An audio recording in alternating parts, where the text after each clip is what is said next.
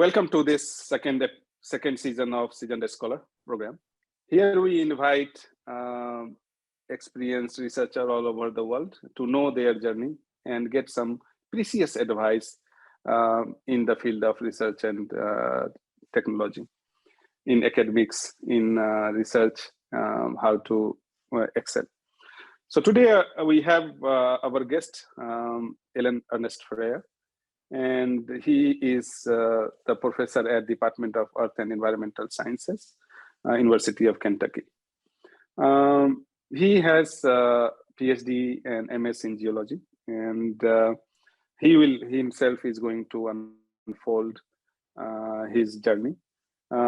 His expertise mainly lies in modeling studies of groundwater flow, mass transport, natural attenuation of contaminants, and of course, he has been working on many developing countries, including India also.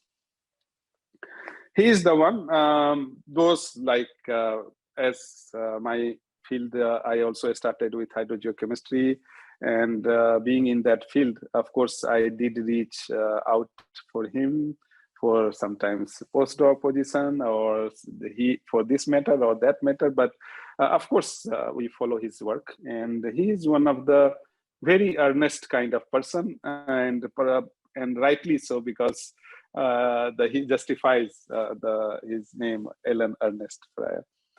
His contribution to the Indian science will be unfolded very soon, because he has been the guide of one scientist, Sadhu Patnagar, Awadi. So with this little introduction, I would like to invite Professor Fryar. Thank you very much for accepting our invitation. Thank you, Professor Kumar. I appreciate it. I'll begin by talking. Yeah. Go ahead. So as you know that this conversation is going to have three parts. So the first part will be about your journey. So can you summarize your upbringing and of course your initial parent, of course the environment at house until graduation, and then I will again take up the next question. Sure. I was born and mostly raised in the state of Florida in the southeastern United States, which is subtropical. My parents were science teachers. My mother in particular taught biology, marine science, physical science, and earth science in middle and high school.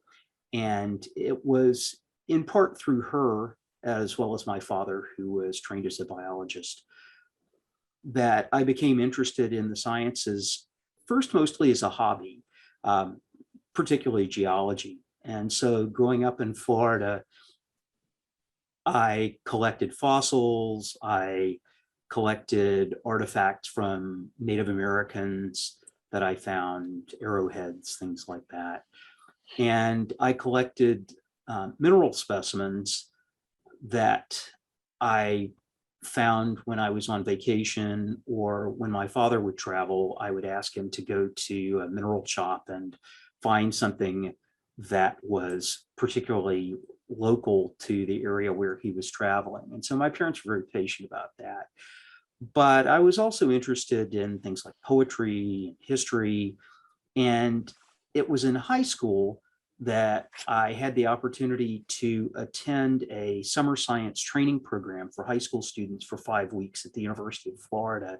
And it was competitive. Only 2 students were selected maximum per high school. I think it was about 100 participants, mostly from Florida, but also from other states. And because my best friend, who grew up to become a professor of computer and electrical engineering, was going, I thought, well, I will apply too. And I had to put down something as an area of interest. And so I put down geology. And I was fortunate enough to be one of the students selected. And initially, I was assigned to work with a professor of geophysics who was ex-military. And so he was very kind of stringent. And I think his response was, I'm not sure I want a high school kid I have to keep track of over the summer. And so he basically passed me off to the hydrogeologist. on the faculty at the University of Florida. And this was 1980. And I realized that hydrogeology would actually be something I would be interested in pursuing as a career, because my father in particular was one of the first environmental educators in the state of Florida at the public school level in the early 1970s, around the time of Earth Day, the first Earth Day, for example. And so I grew up kind of being environmentally aware, but I hadn't connected the idea that I could actually be a geologist and do something environmentally oriented. And so I decided to pursue that as an undergraduate student in university, and was kind of stubborn about it, saying, well, I think this is what I want to pursue as a career. And so even though I wasn't always the most diligent student, I was kind of young and immature, I went off to Duke University in North Carolina and pursued my bachelor's degree in geology with a secondary major in history. And even though Duke at that time, like most universities in North America or even worldwide, did not have anyone who taught hydrogeology on its faculty, I took the standard curriculum in geology and decided to pursue a master's degree focused on hydrogeology. And I wound up going to Texas A&M University to work with Professor Pat Domenico, who had recently moved there. And he had already been recognized as one of the leading hydrogeologists in North America. And I met him when I was a third-year student, and I attended the Geological Society of America meeting, the national meeting. I wasn't presenting, I was just kind of becoming acquainted with the field. And Professor Domenico was very patient with me, frankly. Again, I was very young and immature. I did a relatively simple modeling study for my master's, but during my master's degree, I branched out at Professor Domenico's recommendation and took courses in related fields, soil mechanics and groundwater hydraulics and civil engineering, groundwater modeling and agricultural engineering, soil physics and agronomy, as well as his hydrogeology class and low temperature geochemistry and some related courses. And also during that time at Texas A&M, I met Professor Frank Schwartz, who became my doctoral advisor. Frank and Pat were working at that time on the first edition of their book, Physical and Chemical Hydrogeology, which was published by Wiley as a textbook. And I applied to doctoral programs in both the United States and Canada, and was accepted with a teaching assistantship to the University of Alberta, which I thought seemed mildly exotic, because other than a one-day trip across the river to Mexico when I was a graduate student, I had never traveled outside the United States. So I moved to Edmonton, pursued my PhD, incidentally met my now wife, who was an instructor of political science at that point. She was just finishing her PhD as I was starting mine. And we met through mutual friends. And again, I was a bit of a slow starter. I wound up working at Frank's direction, looking at the reaction of synthetic acid mine drainage with reactive sediments, quartz sands mixed with calcite, looking at reaction-induced instabilities, basically contaminant-induced diagenesis, changes in permeability, for example, as a result of artificial contaminant solutions reacting with the porous media, and developed some, or expanded upon some theoretical work that had been done looking in chemical and petroleum engineering, for example, at injection of acids into reservoir rocks for permeability enhancement, but was looking at it with an application to contaminant behavior and contaminant points. So you said that it started as a hobby, a kind of interest, but as a child, well, of course, and I also can understand that earth science comes to you very naturally because your mom was also teaching this one, and that is a very interesting thing to know. So how was you as a child? Curious child, or a scientist child, or and how your what role your father or family played? Of course, you have already told those aspects, but I am talking about a little bit that when you were thinking that I will do PhD at that time, what was their reaction, and also your sibling, little bit about your sibling. I come from a family of teachers. My mother's father taught agriculture. He trained students to farm. This was from probably the 1930s until the 1970s. My mom and dad, as I mentioned, were both teachers. My sister became an elementary school teacher and was an elementary school teacher for more than 20 years.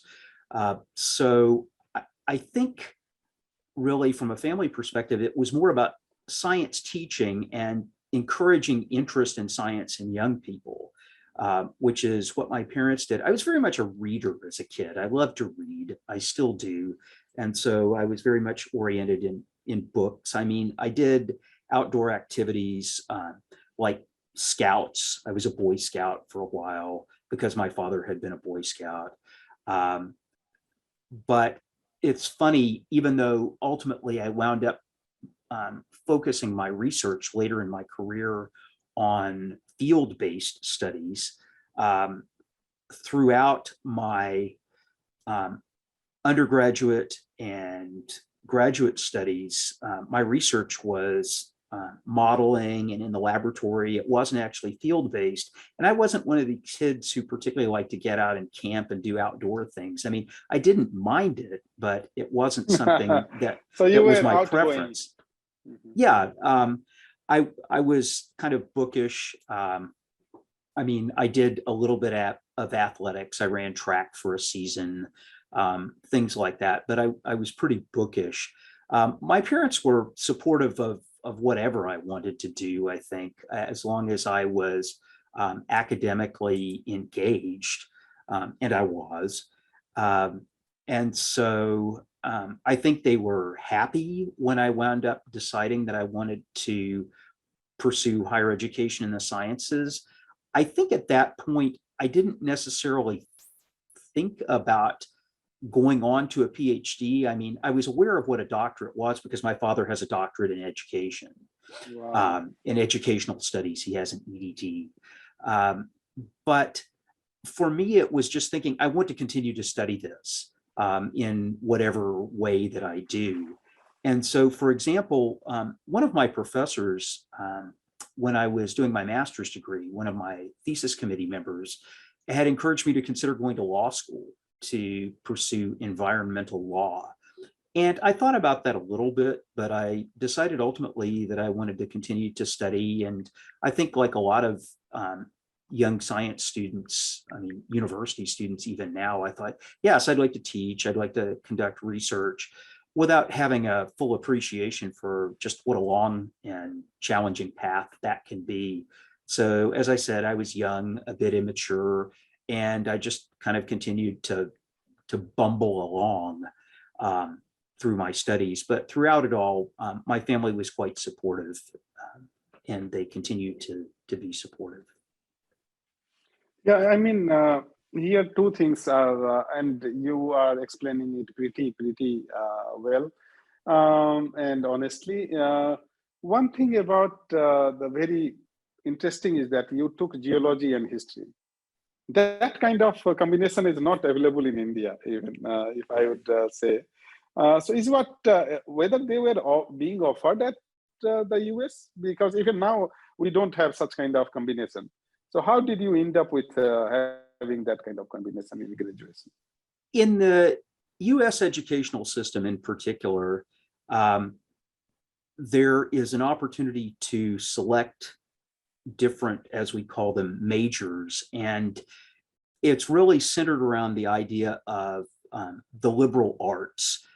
You may have become familiar with that to some extent during your time in Nebraska. that universities are comprehensive institutions, and within universities, there are colleges, not so much in the Indian or British sense where the college is a separate complete entity, but rather the college is much like what gets called a faculty in Canada or a school, where under that college are a number of different departments. So at Duke University, like at a lot of other American institutions, there is a College of Arts and Sciences, which is considered to be the core of the university. There's also a College of Engineering. Historically, there's been a College of Nursing. But what that means is that it is possible to select multiple courses of study. You have a primary major, and then you can have a minor area of emphasis or a secondary major area of emphasis.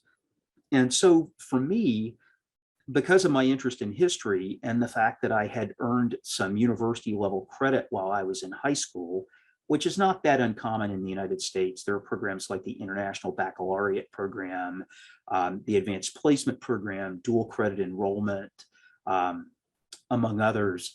I had earned some credits already in introductory American history and European history, as well as in some other fields like introductory calculus. My foreign language requirement I met through Latin that I had studied at the university level while I was in high school.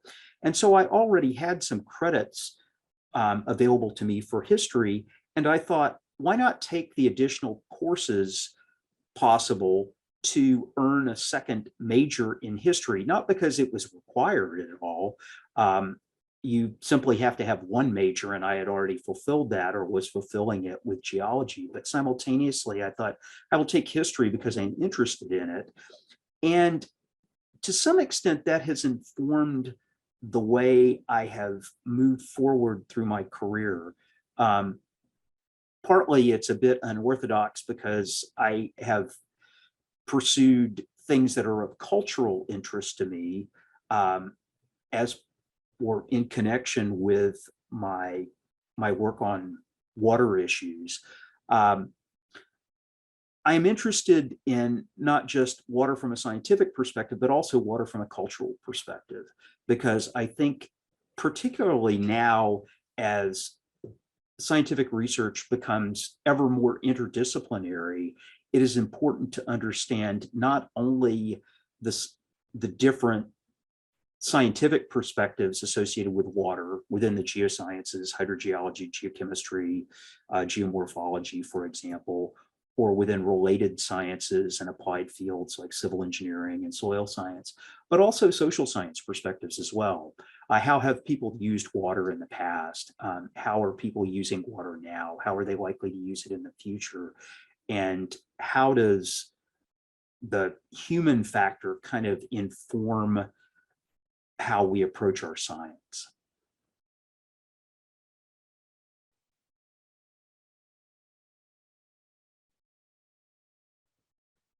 Professor Kumar, you're muted. So in this case, at this kind of juncture, it is important for me to inform my audience is that what you are talking about is very much important, and there is a big branch of the science in that field.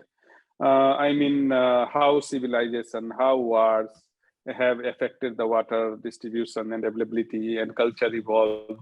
And I remember that even when I was in Japan, there was a project being run with one of our faculty about history of water in Russia and in different. So the history of water is has two components. One is, of course, the how it has been the evolved and being pumped out and technique-wise or the culture-wise. But other than that, history of water, groundwater is also a kind of like the historical water, a water which has born million or very geological years ago, because we know that the source of water is rain, and rain get into the groundwater, and then it is a historical water. So in that context, your graduation combination is very, very new and astonishing from my point of view, or for personally to me. And the way you have explained the education system of the US and British, and of course we follow the British one, and so the Indian. Yeah, nowadays we are going to have our educational policy being changed, and we are going to talk about that. But perhaps in that context, now in India to 2021, the government has brought new education policy, and there perhaps this is being emphasized that you can have two entirely different domain of interest and that aspect, and actually that enables us greatly. Here now we can go to the move to the your PhD part. There I would tell you that please just specifically answer some of the things. But before that, can you tell me any one incident or max two of your childhood or teenage that is coming to your mind? Any incident? Oh, goodness.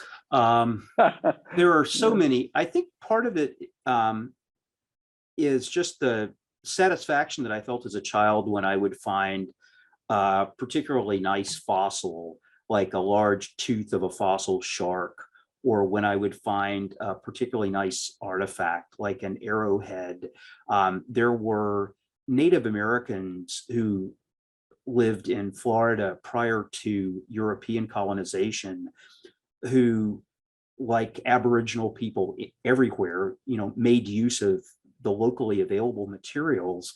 And in that region of Central Florida where my mother's parents lived, my grandparents had orange grove, as we call them. So like a mango garden, but with oranges. They raised oranges for sale, in addition to my grandfather teaching. And I remember when I was a child walking through the orange grove, and the soils there were very sandy, but this was an area I later learned of Native American settlement. And I found arrowheads and spearheads that were made of agate that had replaced coral. We call it agatized coral. And so not only were the artifacts practically useful, but they were also in some instances very beautiful because of the materials from which they were made. They were colored in kind of an orange or a red or a cream color from this agate, and in some of them you could actually see the replacement structure of the fossils. So it appealed to me aesthetically as well, I think. And I think for me, going through life as a scientist, part of what appeals to me also is just the aesthetics, like solving an elegant problem, that it's not just work, but there is a certain personal appreciation of the beauty of a particular subject, whether it is something that is well made, that is attractive, or something that is logical and makes sense.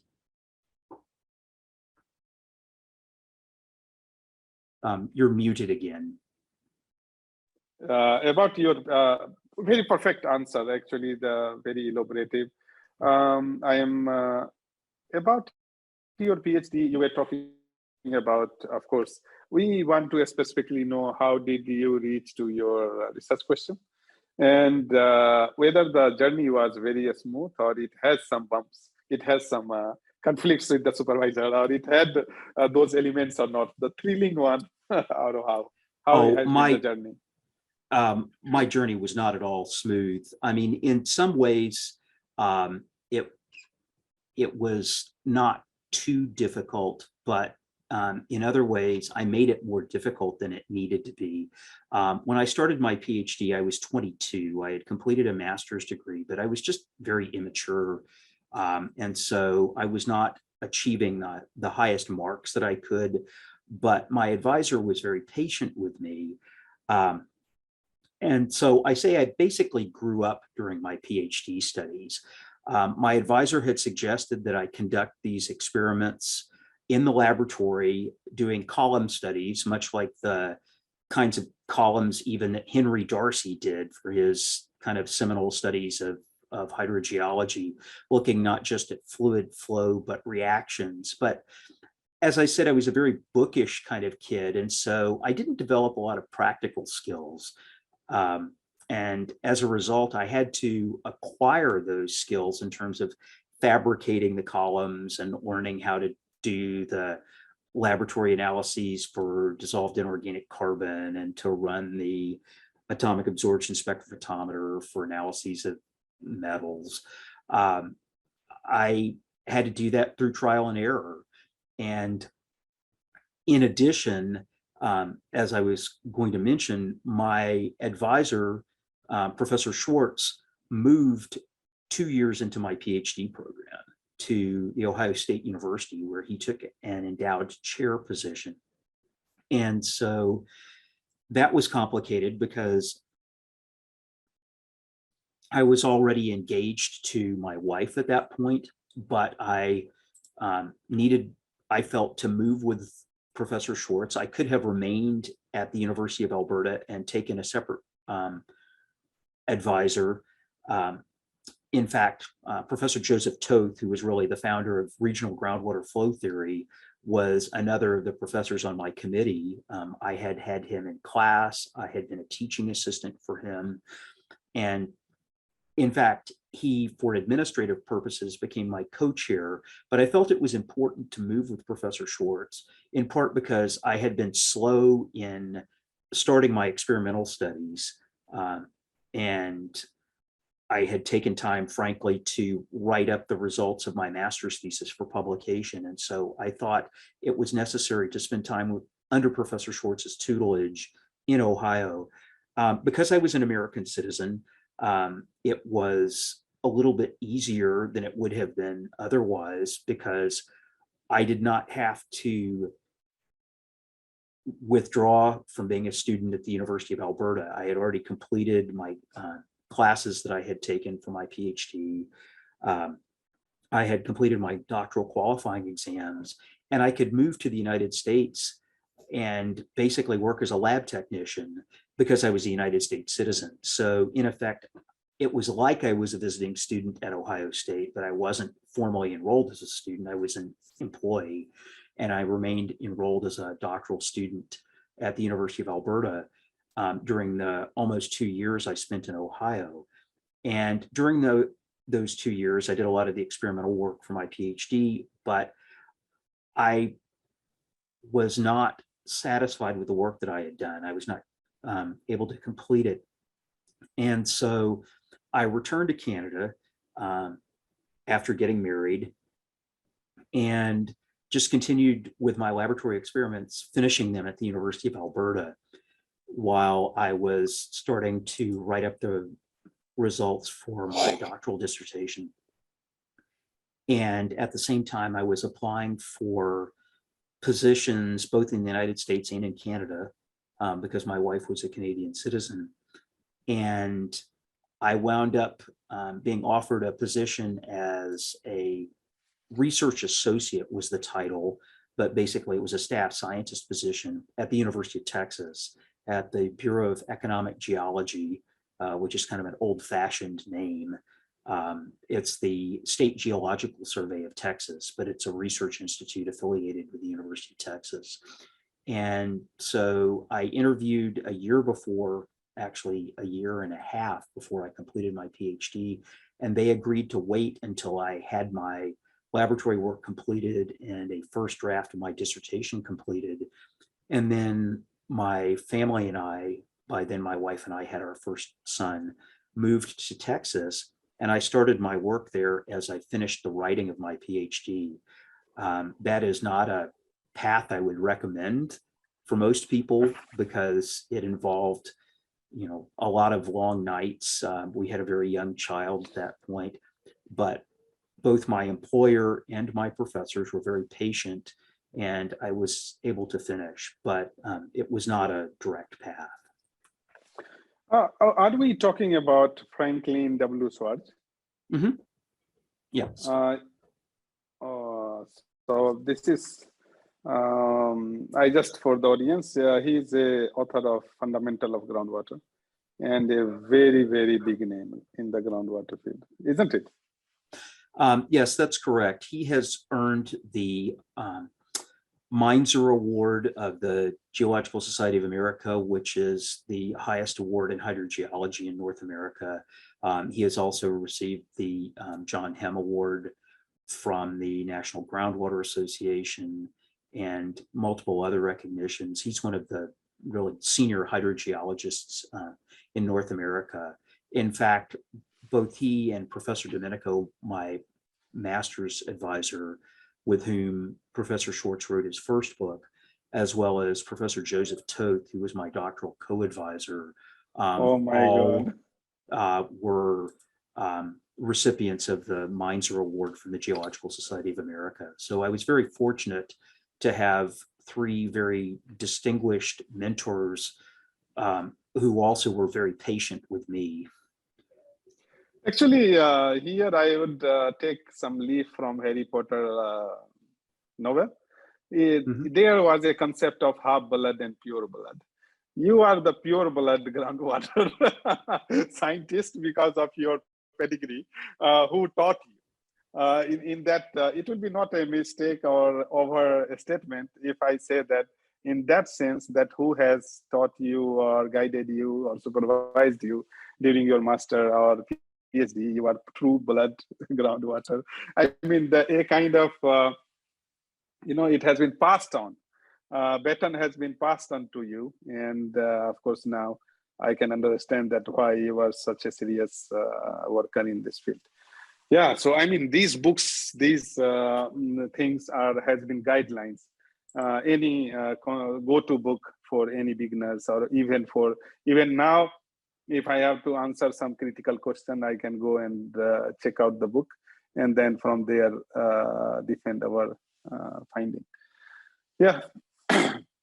But my next question is that, why did you become a scientist? I mean, or academician? Of course, I did my PhD.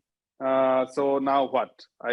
With PhD, either I can be scientist or academics, but you must have had a chance to become a scientist, but why you choose to be an academician? And what drew you to this field? I mean, of course, you have already told. So that is the one question between a scientist and what makes you get up in the morning? I mean, the science-wise. I was going to say tea makes me get up in the morning, but besides that, or tea keeps me up in the morning. That's actually an excellent question, because when I accepted the position, and in fact, when I was applying for positions, I applied for both academic positions and research positions. I think I knew I didn't want to work in the private sector. I didn't want to be in the consulting industry because I'm one of these people who just likes to think, and I have difficulty kind of compartmentalizing myself in terms of projects of a specific duration. But I liked research, and I liked applied research in particular, as opposed to pure research. And so when I started the position in Texas, I was actually quite happy. I was hired to work on a particular project. It was a multi-year, multi-million-dollar, multi-university project. For a little bit of context, about the time I was starting university in the United States was the time that the major environmental legislation in the United States was coming into force, like the Clean Water Act and the Superfund legislation. And those pieces of legislation by our federal government were real drivers. Pat Domenico used to refer to the Superfund legislation as the Hydrogeologists Employment Act.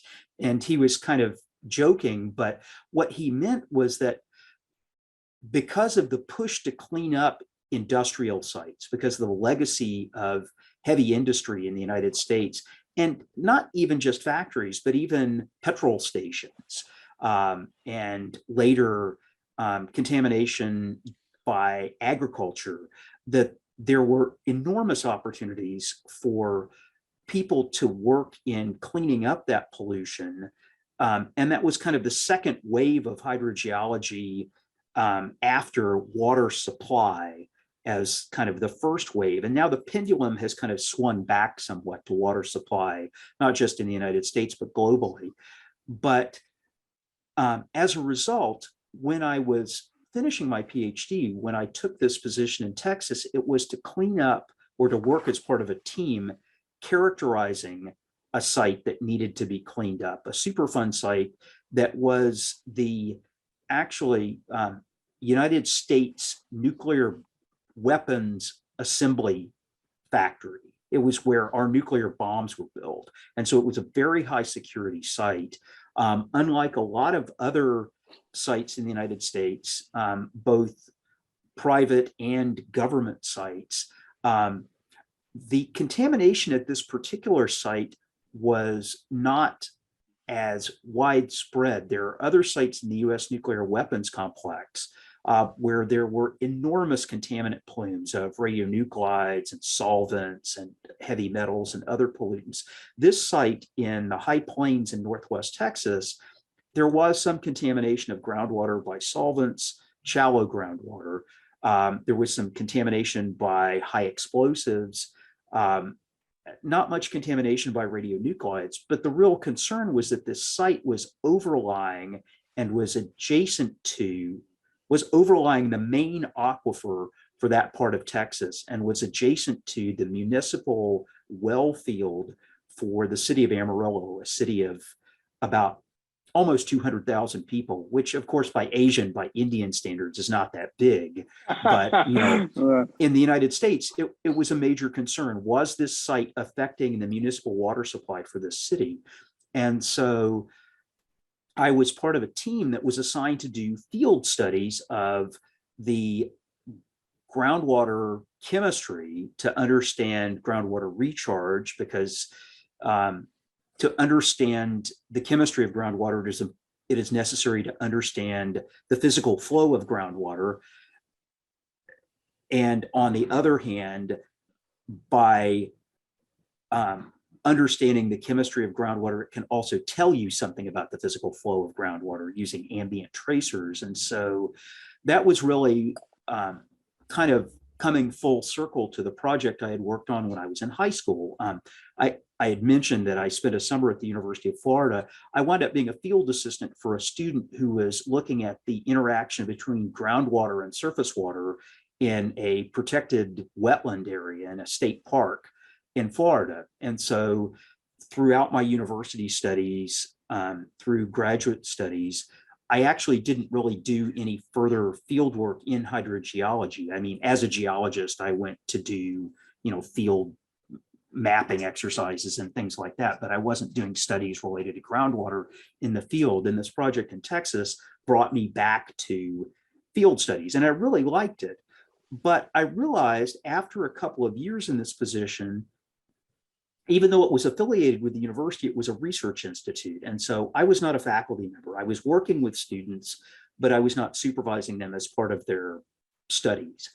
And I finally realized I would like to work with students. And I think part of it was kind of consciously or subconsciously the model that my parents set in terms of helping to guide people toward solving problems together. And so after my second year at the University of Texas at the Bureau of Economic Geology, I started applying just for faculty positions. And I was fortunate enough to have several interviews and to be offered 2 positions. And one of them was at the University of Kentucky. And as you may be aware, Professor Kumar, there is a concept in the United States called the land grant university. I think the 2 great things about higher education in the United States, or 2 of the great things, maybe not the only 2, are the concept of the liberal arts institution, which I mentioned previously, which combines all of the various disciplines the sciences, the humanities, the social sciences within a single educational unit. But the other is the land grant university, which was established in the 1860s, actually, during our Civil War. And it was the idea of a university that would not simply train people in the humanities, but also would provide practical training in agriculture and engineering. And so the University of Kentucky is one of those land grant universities, and they are officially recognized by the United States. They are not national universities, they are state universities, but they are supported in part by our US Department of Agriculture, that they have colleges of agriculture and colleges of engineering, as well as other fields of study like the liberal arts. And Texas A&M, where I did my master's degree, is another of these land grant institutions. The University of Alberta is like a land grant institution, even though Canada does not have that same authorizing legislation. It's the same model of institution, that it provides applied sciences as well as the more basic fields of study. And so coming to a place like the University of Kentucky really appealed to me because, as you know, studies of water, as we discussed, are very interdisciplinary. But for those of us who work on technical issues, particularly in the sciences and engineering, I find that I have more in common in my research interests and even my teaching in some ways with colleagues in civil engineering, in agricultural engineering, in forestry, in soil science, than I do with some of my own colleagues in geology.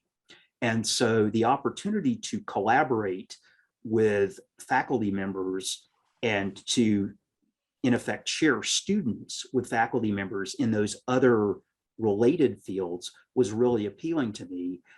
Finally, the University of Kentucky was another university like Texas, like Nebraska, where the State Geological Survey was actually a research institute connected to the university.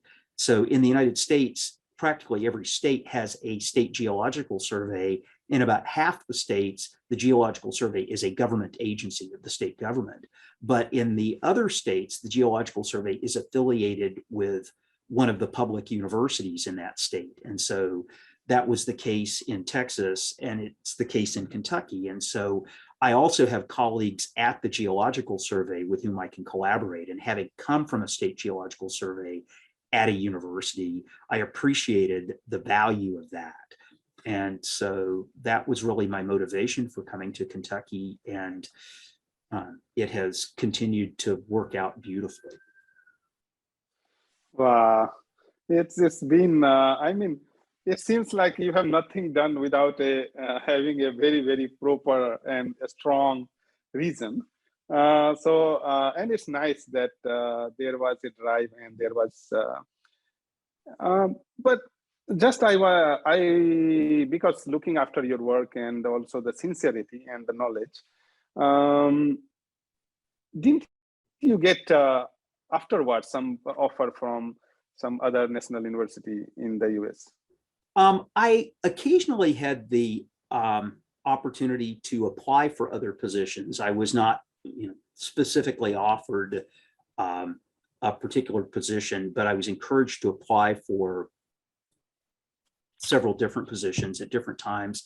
Again, I'm a bit of a slow starter, and so I was not as accomplished as you are, or as my my advisee Abhijit Mukherjee was. I was just not quite as driven when I was a younger academic, and so it took me a while to kind of get up to speed in terms of my research interests.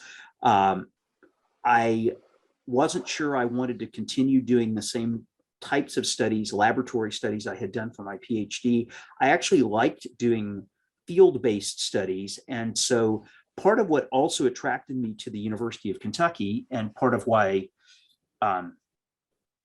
my colleagues here were interested in me, is that I was hired into a rather unusual kind of hybrid position. At that time in the mid 1990s, Kentucky was another of the states that had funding from our federal government to do site characterization and cleanup of federal nuclear facilities. And there is a nuclear facility now closed, but being remediated in far western Kentucky, where uranium had been enriched primarily for use in commercial nuclear reactors, but it had similar contamination problems with large plumes of solvents, trichloroethylene, for example, and radionuclides, particularly technetium-99, which is kind of an unusual radionuclide. And so the position that was advertised was for a faculty member, an assistant professor in hydrogeology, but that person would have half of the position designated to work with the State Water Resources Research Institute. So another kind of feature of the US government and its connection with universities is in the 1960s, there was an act of Congress to establish a water institute in each state that was funded by and affiliated with the US Geological Survey. And so in Kentucky, that institute is at the University of Kentucky. It is normally at the so-called flagship or leading land grant institution in each state. Most states have only one land grant university. Some of the bigger states like Texas and California have more than one. And so I was hired with a reduced teaching load, with the opportunity to supervise graduate students, but also with half of my responsibility being to develop a research program around site characterization and cleanup at this particular nuclear site. And so ever since, basically for more than 25 years, I and some of my graduate students have worked on this particular site. And so that was part of my research initially.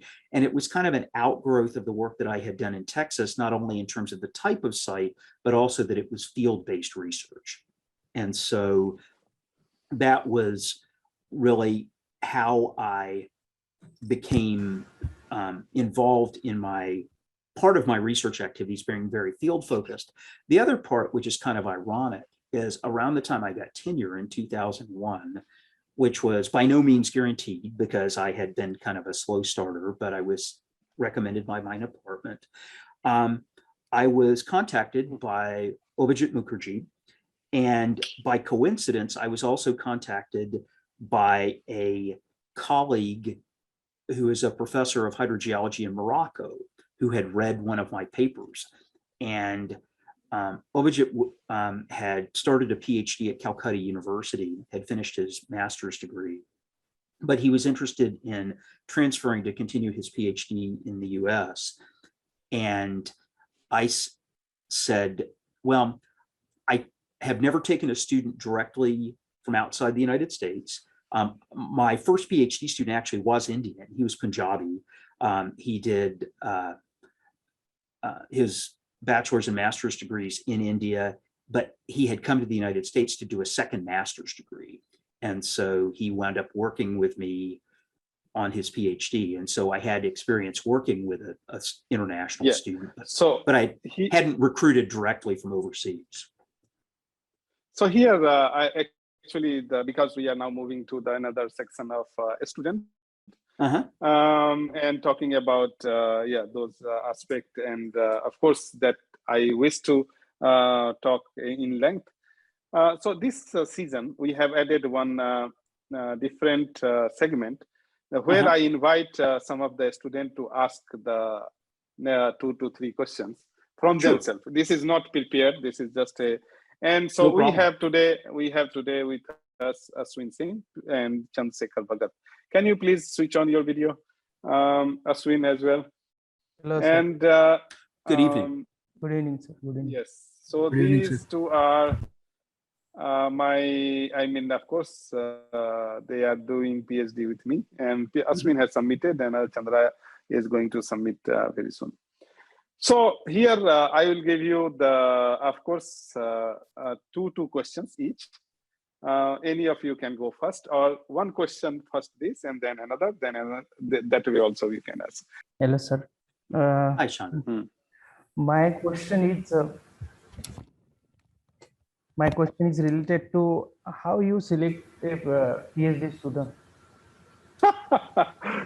You are a little bit late in asking this question because he is about to submit the thesis, but he's asking how you select a PhD. And or a PhD, postdoc. Or postdoc, fellow. yes. Yeah. Postdoc is better. So I'm a little bit different from some scholars in that I have not supervised postdocs. When I have funding, I have supervised PhD students, but I have taken visiting scholars. So I have had, for example, a visiting PhD student from China, and I have had several visiting scholars from Africa, from Morocco and Niger, as well as visiting professors from Iraq and Pakistan. But those people have come basically with their own funding as visiting scholars for the most part. My colleague from Pakistan who came was a visiting professor, and he was funded through our College of Arts and Sciences for a semester. But for the most part, I have recruited PhD students, but not postdoctoral or visiting scholars. When I recruit PhD students, typically I look at several different factors. We no longer require the GRE. We used to, but there is a move in the United States now,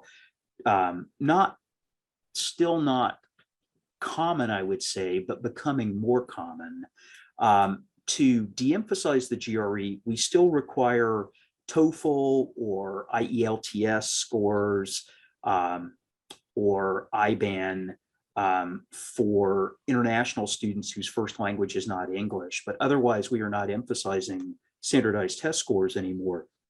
What we do is we look at students' marks, at their courses that they have taken, at previous research or work experience, and at their English communication skills, writing, and if they have the opportunity to do oral presentations. And finally, are the students' interests an appropriate match with the research that I am doing?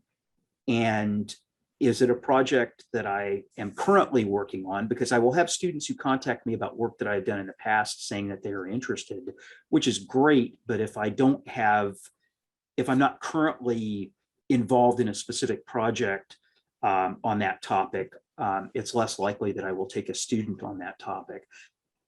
And then also, what is the possibility of funding? Because we don't accept students, typically either American students or international students, without being able to provide them sufficient funding. The University for International Students requires it. And so that means either a research assistantship or a teaching assistantship, which is the kind of support that I had when I was a graduate student.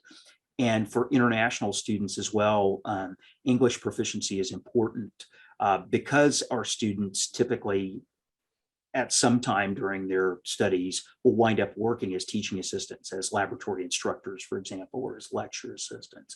So it's kind of that combination of the student's preparation, my particular research that I am working on, and the department's needs. So if I'm recruiting a student on a teaching assistantship, is there a teaching assistantship that's actually available through the department? And so that's why, in contrast to Professor Kumar and some of my other colleagues, I don't have a lot of students at any particular time. And I have had fewer PhD students. Typically in the United States, the master's is the professional degree for geologists. I think that's true in Canada as well. And it's a thesis-based master's. So we typically have students who have done a 4-year bachelor's degree or the equivalent and are coming in to do a 2-year master's degree with a thesis. And that means that the student is more prepared to earn professional registration, professional certification as a geologist in the United States. So that's kind of a long answer, Chandra. Does that address your question? Yes, sir. Yes, sir. Definitely. So my second question, I will end up with this. that what is your advice to young uh, researcher like us, me and Ashwin?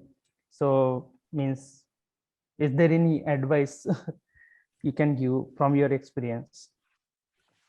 Absolutely. I think the first piece of advice would simply be recognize that you are or can be part of a professional community, that students are future professionals or are becoming professionals. And that community, especially now with technology, and I think the COVID-19 pandemic has sort of illustrated this, can be virtual, but it is still real, and it can be not just within your institution, but national or even international. And so part of the priority that I have placed in recent years is mentoring students and young professionals, not just in the United States, but in other countries as well. Become involved in professional societies. Recognize that professional societies like the International Association of Hydrogeologists or the International Association of Geochemistry or the Geological Society of America or the Geological Society of London or the American Geophysical Union or various national societies are great ways to get involved. Part of the extent to which I've been successful, I think, is through mentoring by more senior professionals. And I have tried to sort of pay that back. Obviously, that involves giving presentations at professional meetings. We require our graduate students to do that. Publishing, of course, I'm sure Professor Kumar emphasizes publishing the results of your dissertation or thesis research as well. But also volunteering to be involved in various professional organizations. And I guess the last piece would be remaining current with the scientific literature. Continue to read. Each month I will look at tables of contents for 10 or 15 different journals. The Elsevier journals like Journal of Hydrology, Journal of Contaminant Hydrology, Applied Geochemistry, Geochemical Cosmochemical Acta, journals like Water Resources Research, Environmental Science and Technology, Hydrogeology Journal, Hydrological Sciences Journal. The journals that I am inclined to publish in are also the journals that I tend to read. And those are certainly just a subset. There are clearly others like Science of the Total Environment, Water Research, that are worthwhile as well. Sure, sir. Thank you very much. Thank you, sir. Ashwin, over to you. I would like to before Ashwin, I would like to just emphasize or say underline the suggestion is about contributing to the professional societies. It's also a kind of investment, when you start making from the very early age. By the time you look for, now I have to join and get some fellow of that society or the lifetime member of that society, and then you will start contributing, people will know that, okay, he or she is coming only for what you are looking for. But if you will join from now, by the time you will have a desire, maybe you will end up with having it. So that is the very, very specific advice. And I sometimes I have not done it because, but I feel that is one of the mistakes I have done. Of course, I joined IWA and some of the society pretty early, but even if joining and then not being active is not going to help. So join and be active, and that then you will have a lot of recognition, and they are the peers. They are the peers at the society, and that is going to make a big difference. Yeah, Ashwin.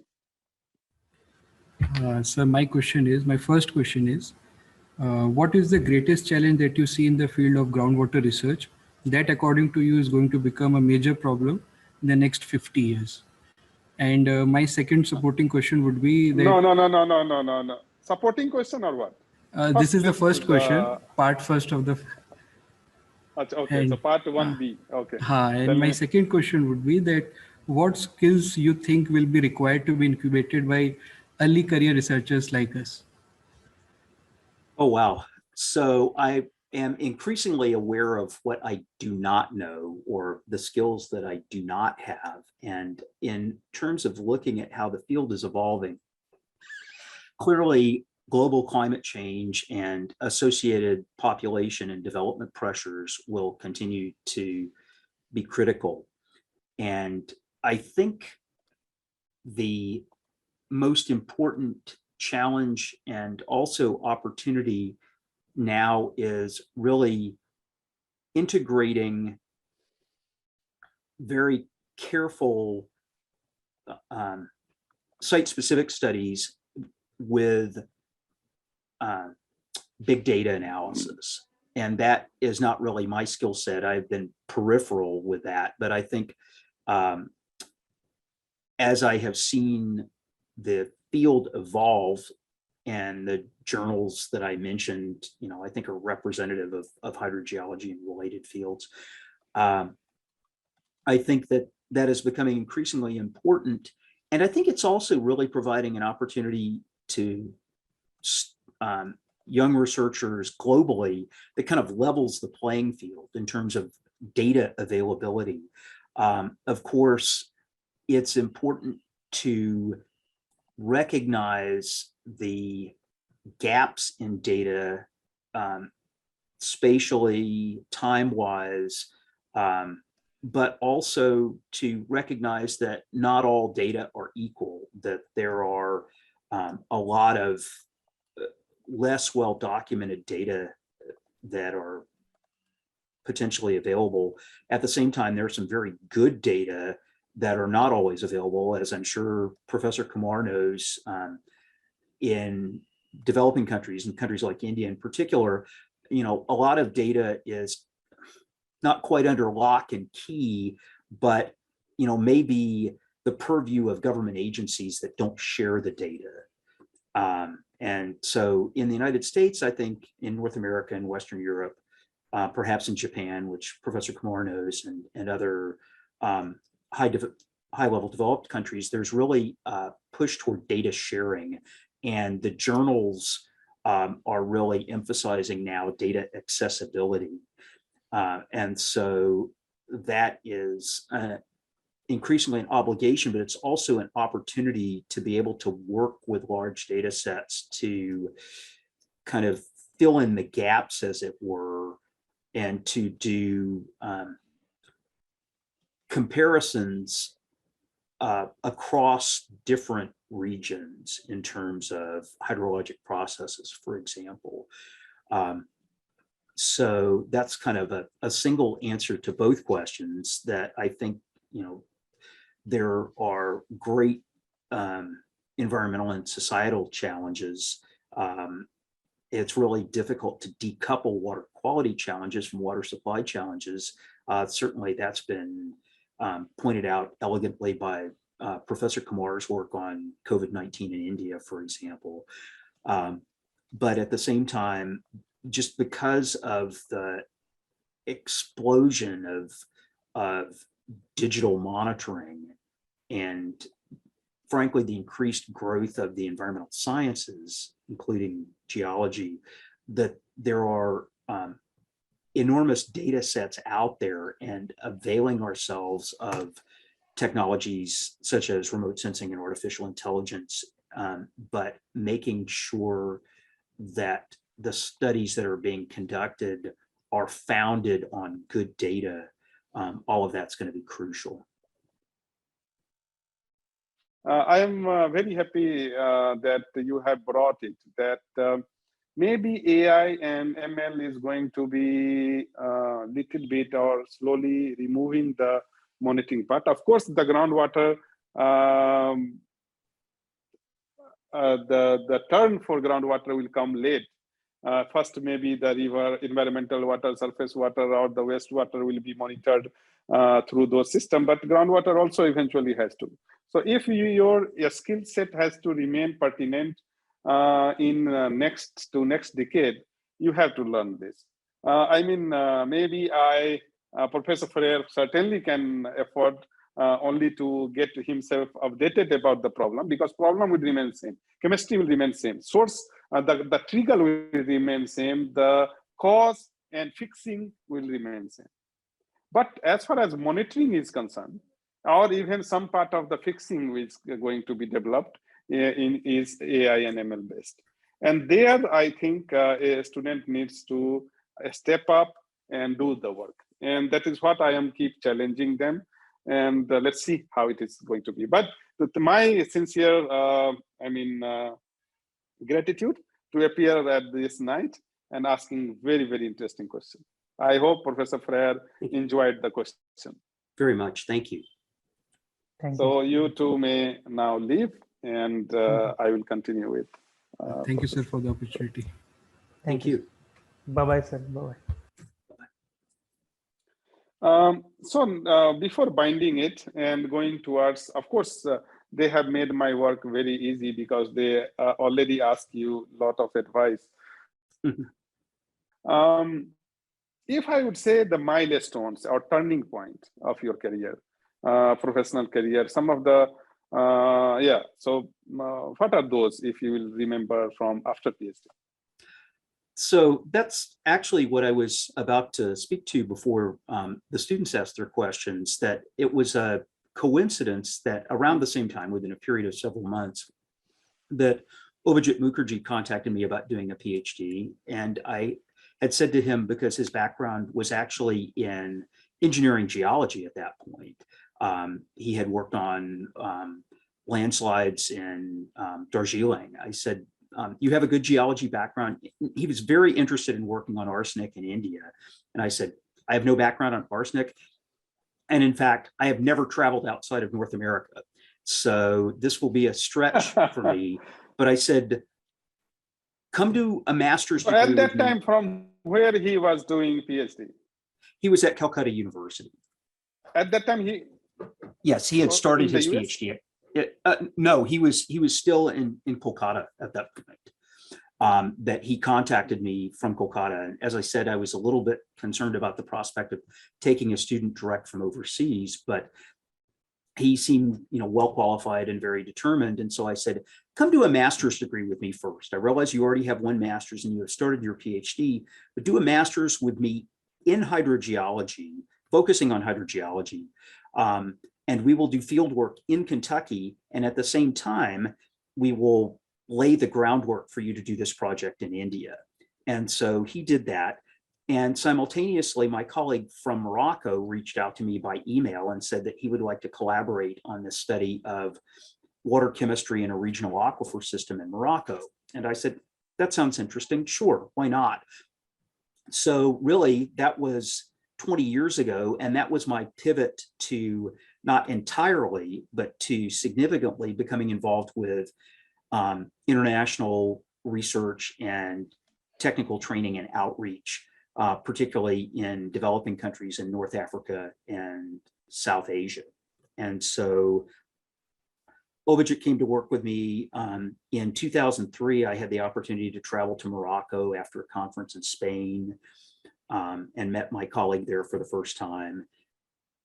In 2004, I went with Abhijit and spent 5 weeks in West Bengal, basically 3 weeks doing field work and then 2 weeks kind of meeting with people.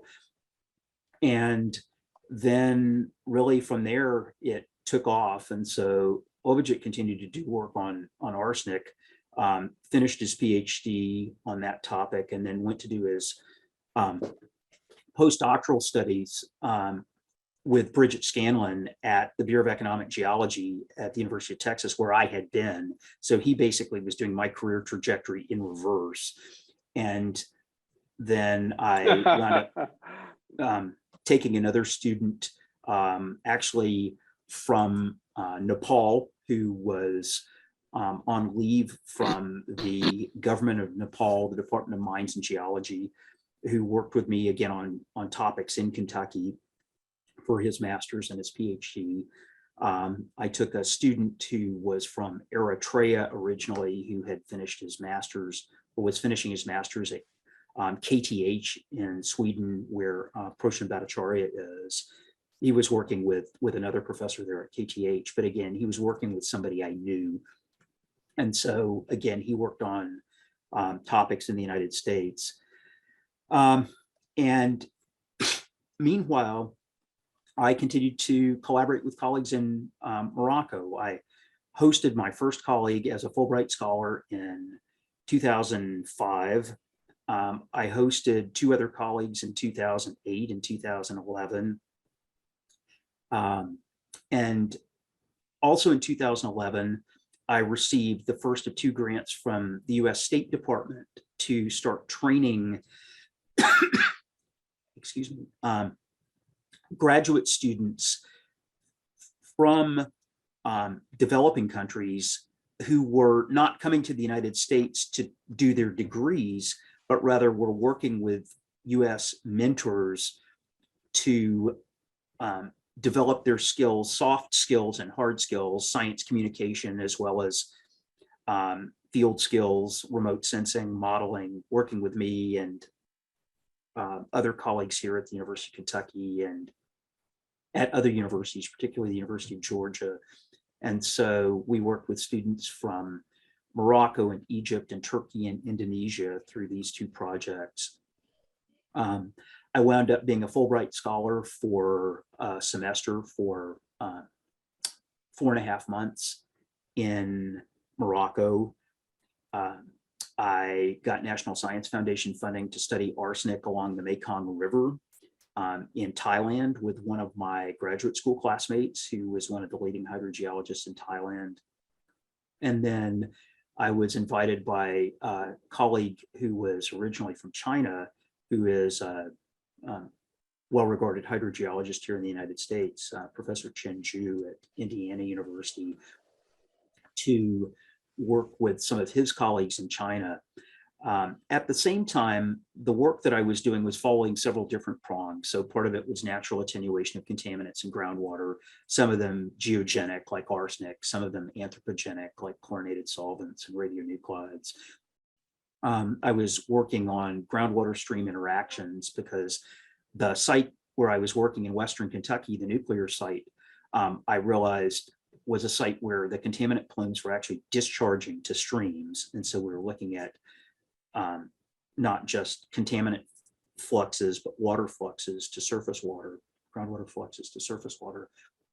But also I became involved in work on karst, which is, you probably know, is generally typified by groundwater flow in limestone. And because limestone and other carbonate rocks are relatively soluble, you get some rather unusual behaviors relative to other groundwater systems. So flow through conduit and cave networks, relatively rapid fluxes, significant particle transport, not just sediment, but bacteria and other particle-associated contaminants. And because Kentucky is renowned for karst, we have Mammoth Cave, which is the largest cave or the longest cave system in the world, more than 800 kilometers of connected passages that have been mapped. I began working on karst issues and non-point source pollution here in Kentucky. I was kind of familiar with that as a kid, having grown up in Florida, because Florida is well known for karst as well. But I expanded that to work on karst in Morocco, to work on karst in China, and also to some extent work on karst in India, particularly with a colleague at the University of Kashmir, Professor Gulen Jilan. So my research has followed several different strands. Consequently, I didn't put myself up for promotion to full professor as soon as perhaps I could have or should have, just because I thought I want to continue exploring these different research questions, and I will, write the papers as the opportunity arises. But that has been my professional trajectory, and I've been satisfied with it. And what I could know by now, after this almost 2 hours of conversation, that you are a knowledge-driven person. I mean, your main quest has been gaining the pebbles, gaining the knowledge, not the selling the pebbles. I mean, your priorities have been different. Of course, the Indian scenario where we have to, or we are becoming and trying very hard to be a aggressive publisher, but that is also because there are so many people and so limited seats, one. And then also there are a lot of data, a lot of human resource. I would say the main difference between what we are able to do or achieve and then what is being, what the main reason from my point of view is limiting the capacity of professors in the US is human resource. Because a lot of junk goes for PhD, and doing PhD in the US without fellowship is very, very difficult thing. But here we have a lot of PhD students who are self-sponsored, who are, even if they get fellowship, it is not too costly for the nation or for their life also. They are pretty good, comfortably live. So yes, China and India is now building on that and producing a lot of paper. Of course, that is the different aspect of debate altogether. But here we conclude the journey of Professor Fryar. And now I would like to, and actually we have already covered a lot part in terms of advice. But, and you have also very meticulously talked about the new point or even traditional research point very, very nicely.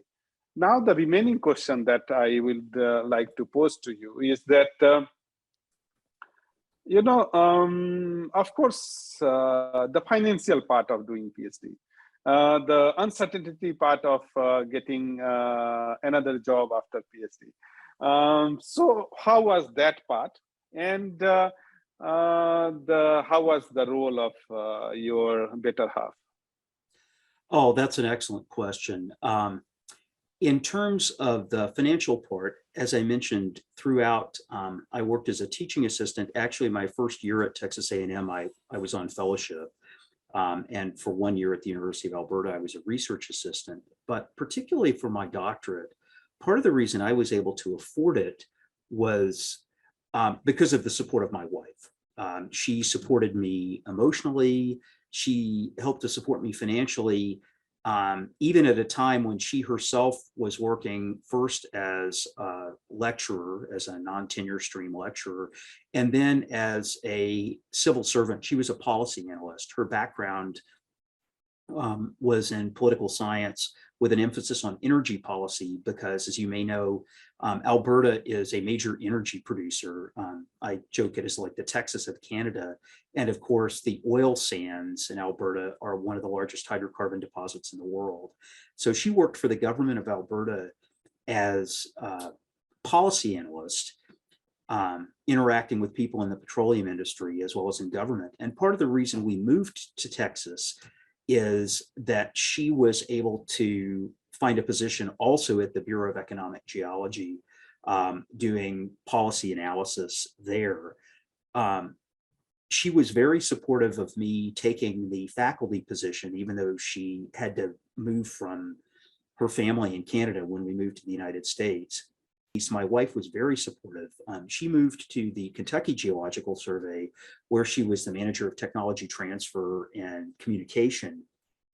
But she made a second career shift, having gone from being a university lecturer to being a policy analyst. We are a religious family, a Christian family, and she felt a sense of calling to be a priest, a minister. We are in the Episcopal Church, which is like the Church of North India and the Church of South India. In India, it's part of the Anglican Communion, and the Episcopal Church ordains women as well as men. It is a long process by which your individual church or your congregation in which you participate says, yes, we think you are suited for this. But basically, she had to go through several years of kind of almost like an internship while she was working full time in her job in the Geological Survey and then went and did a 3-year master's degree, a Master of Divinity, which is the professional degree in a lot of Christian denominations in the United States. And then she had scholarship support to do that, but she moved to another state for 3 years with one of our sons to pursue her degree, and our other son stayed with me.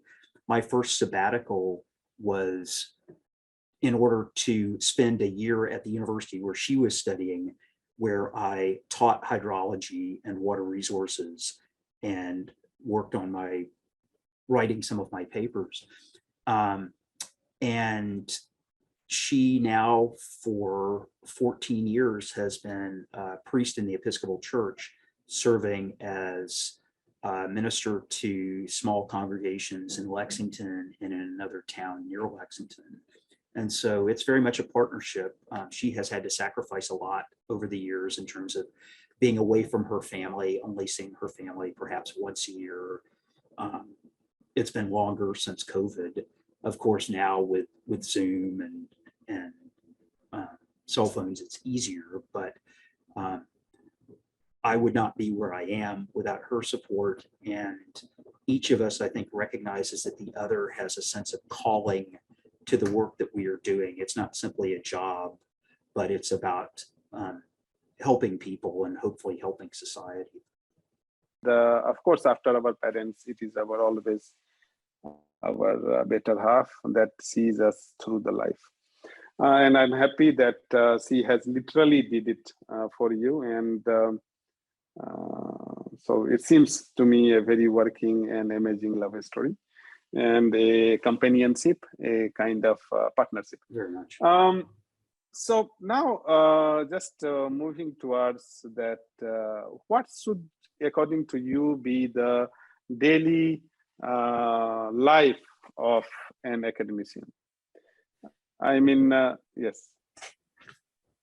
For me, of course, as a university professor, the schedule is a little bit different than, working in a business or working for a government agency, that it is somewhat more fluid, no pun intended. I get up, I read the news a little bit, I go into work, I will work during the day, I will meet with my students regularly. I will prepare my lectures, and by meeting with my students, I mean not just my own research advisees, but also I am the director of undergraduate studies for our department. And so I'm responsible for advising our geology bachelor students. And so I meet with them as well. I try to be available. I will go home and have dinner. And then usually I work for a couple of hours in the evening again, answering emails, grading, reading. I will ease up, I guess, a little bit on the weekends. At my age now, 58, I am a little bit more aware of, I think, the need to maintain some balance in my life. There have been times when I've worked extremely hard. There are still times when I work extremely hard, but I'm not always on, as it were. I try to make sure that I maintain some rest, that I build in some recreation. I will bicycle to the office when the weather is reasonable, or I will walk at least part of the way. So that is my life, trying to stay informed, trying to be productive. I'm wrapping up some loose ends on some projects and starting some new ones, trying to help my students be the best that they can be, recognizing that I was not a perfect student, and trying to be empathetic while at the same time holding my students to a standard in terms of, performing to the level that I think they are capable of performing at. That's basically my career at this point, as well as staying engaged. So I would be telling you, asking you the rapid questions, and you have to answer rapidly. Sure. As much as possible. What is your advice to someone yet to decide if he or she should be going for the PhD? I would say make sure that you want to do the PhD because you are inherently interested in the learning, not because you view it as a professional stepping stone, because there will be great challenges during your PhD. And if your heart is not in it, it will be difficult to succeed. Great. So what is your advice to someone which is about to complete their PhDs? Because specifically, because that person need to find job also, job hunting. I would say recognize, again, as I was saying to the students earlier, that whether you realize it or not, you are part of a global community and you're potentially competing not only in countries like India or China with millions of other students, but you are also competing with people in other countries as well. So I would say be aware of international opportunities, be flexible, be polite and persistent, but also be willing to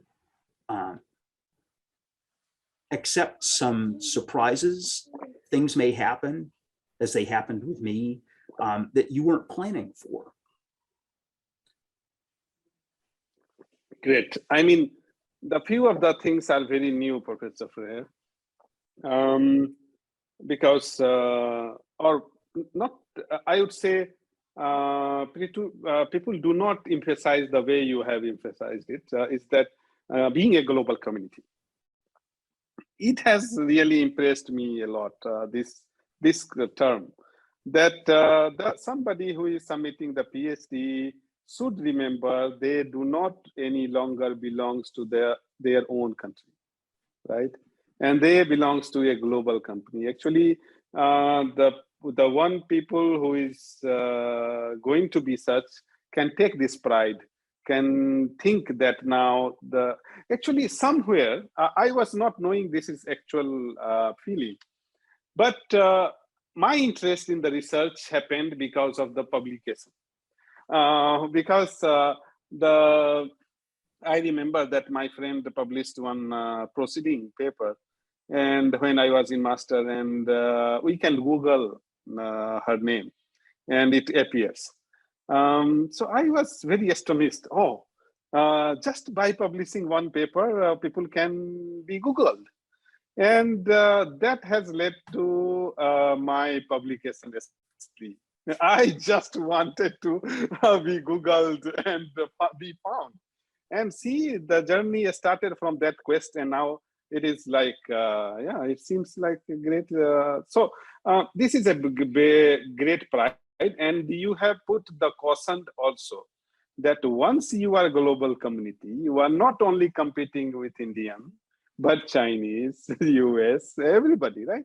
That is the beautiful suggestion, Professor Fryar. I mean, that makes this everything worth.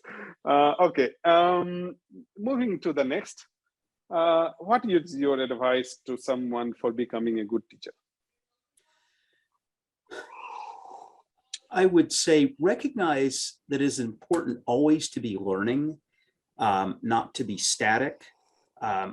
We have certainly learned here in the US in the pandemic that students' styles of learning evolve over time, and that we can't necessarily teach not just the same material, but even in the same way as we might have even 5 years ago.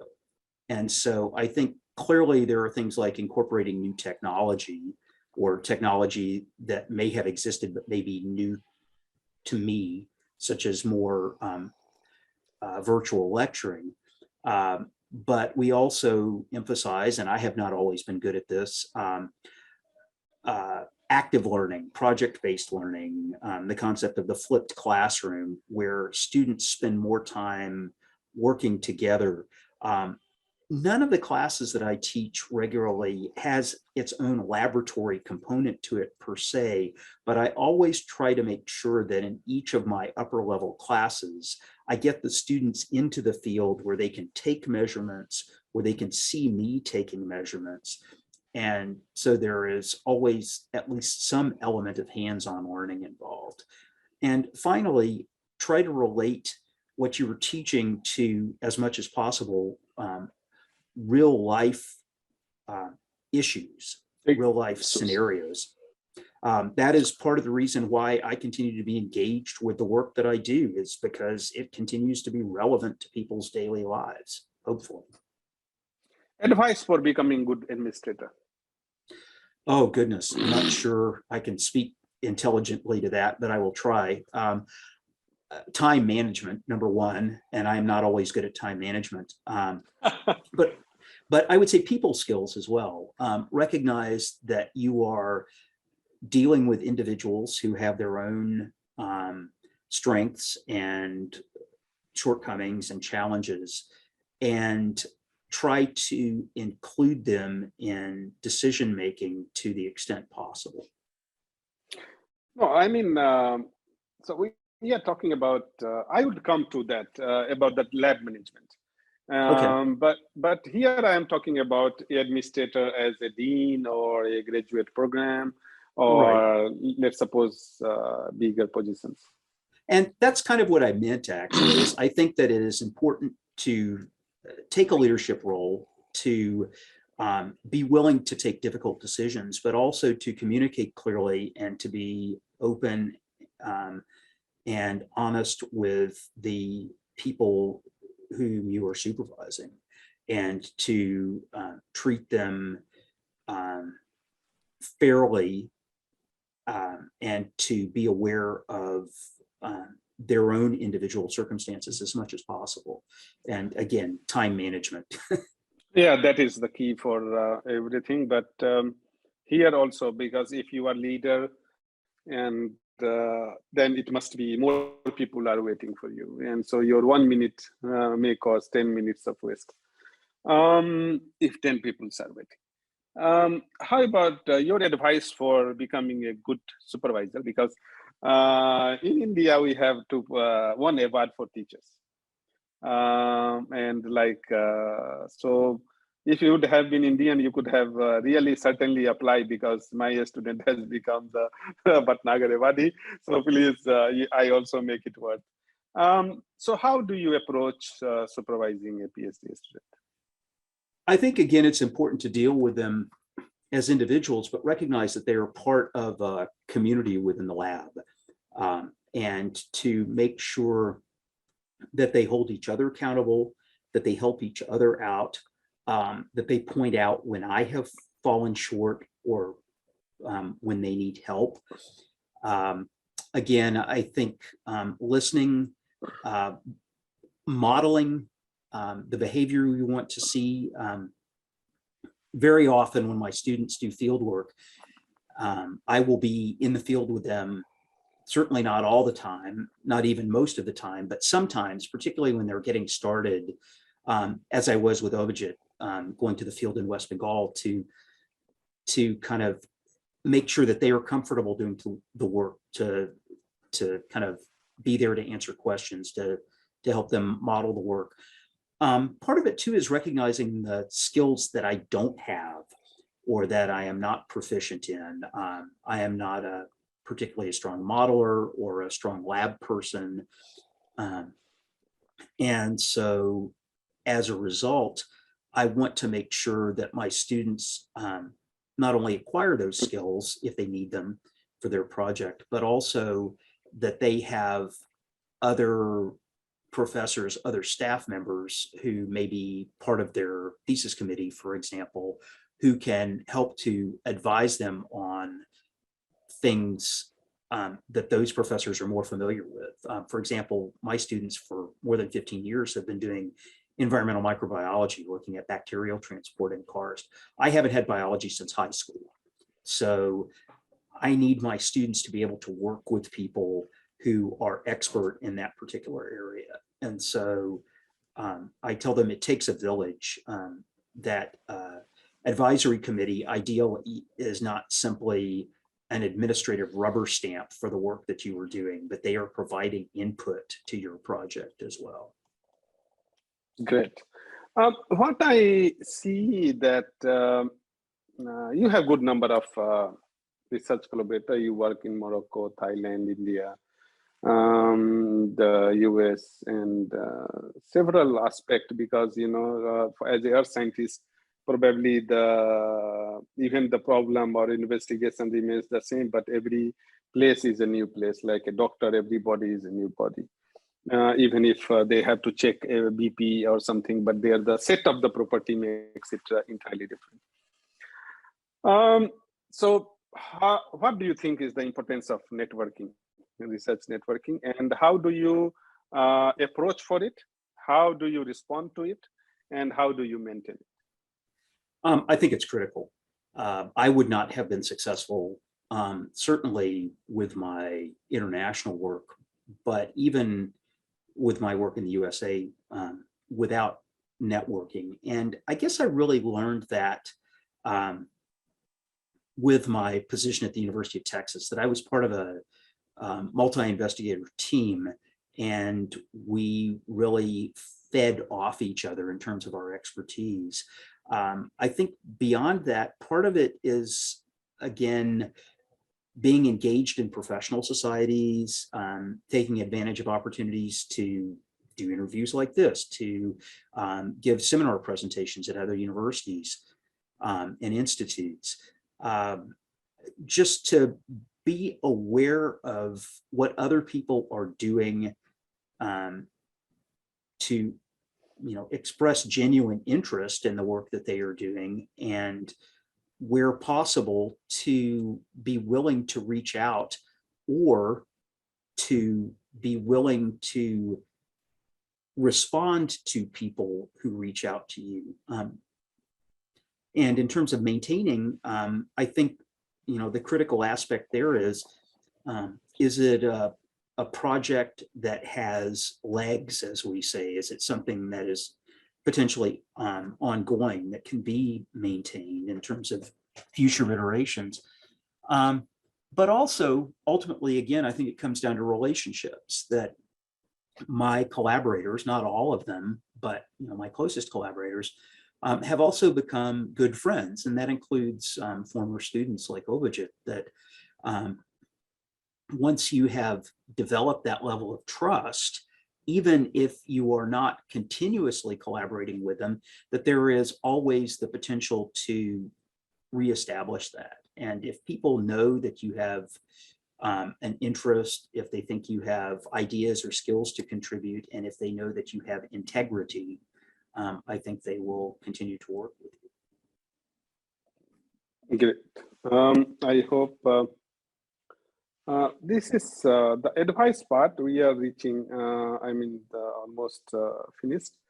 Only thing about the publication, of course, you have already talked about giving an exhaustive list of the journal, which are beyond impact factors, because I remember hydrogeology journal in particular I was talking to the British Geological Survey scientists, and they were not giving me much importance.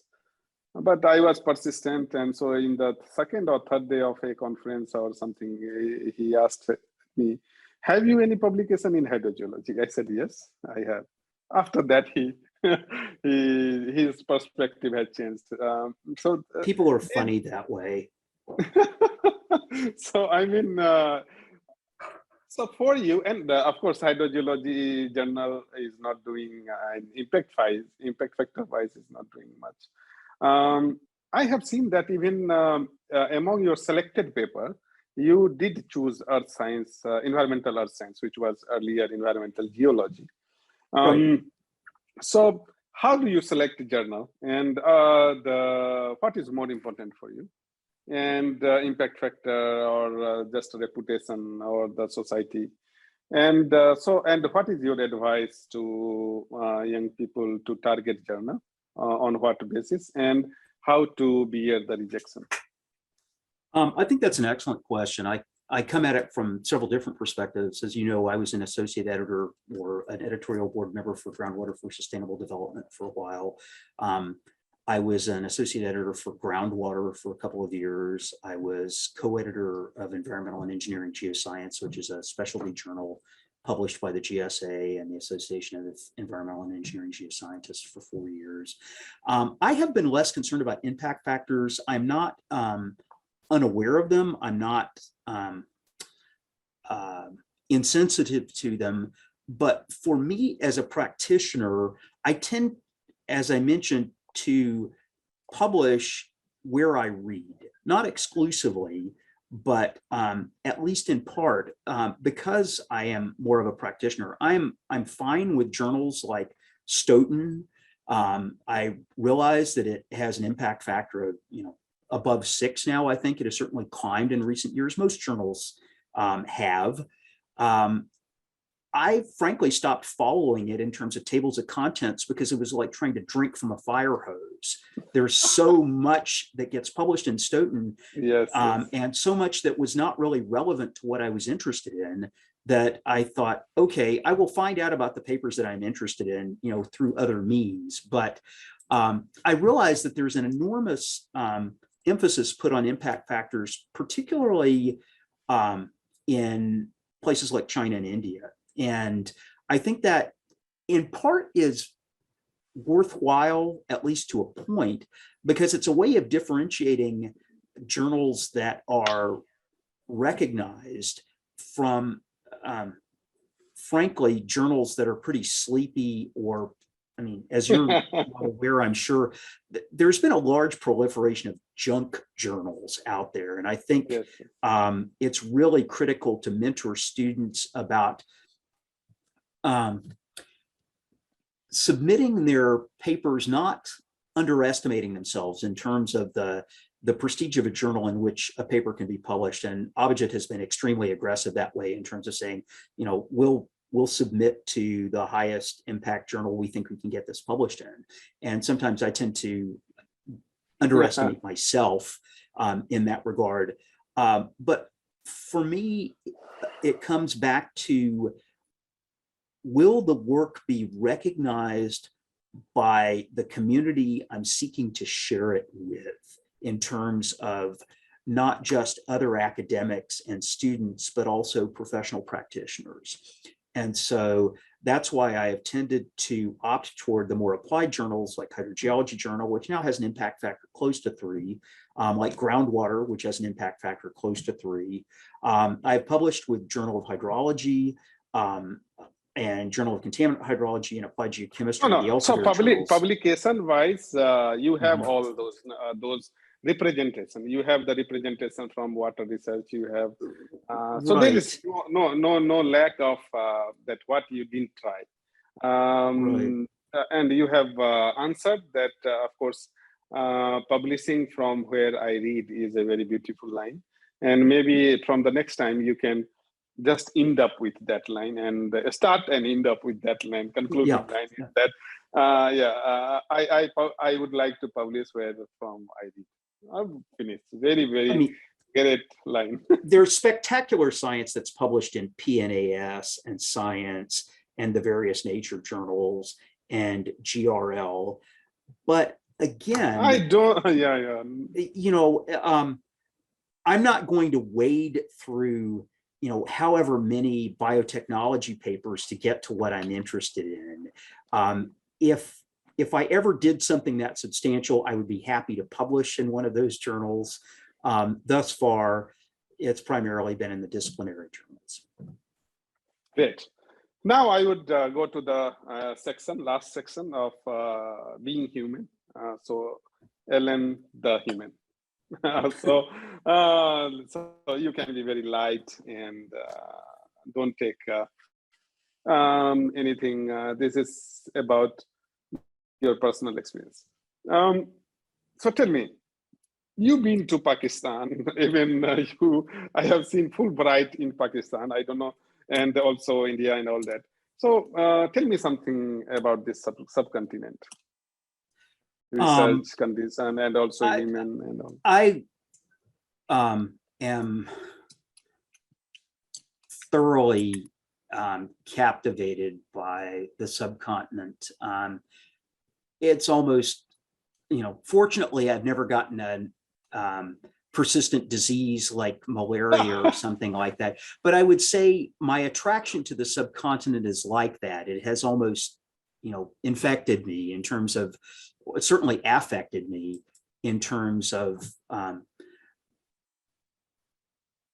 my experiences there. I would say, other than the birth of my sons and my wedding, perhaps the single most transformative experience of my life, or collection of experiences, was the month I spent in West Bengal in 2004, because it was just such a different experience. And it was not being a tourist. Yes, I went to a few places like the Victoria Museum and things like that. I tried to understand the culture, but it wasn't, going to the Taj Mahal, going to the Red Fort. I finally did that on a later trip to India.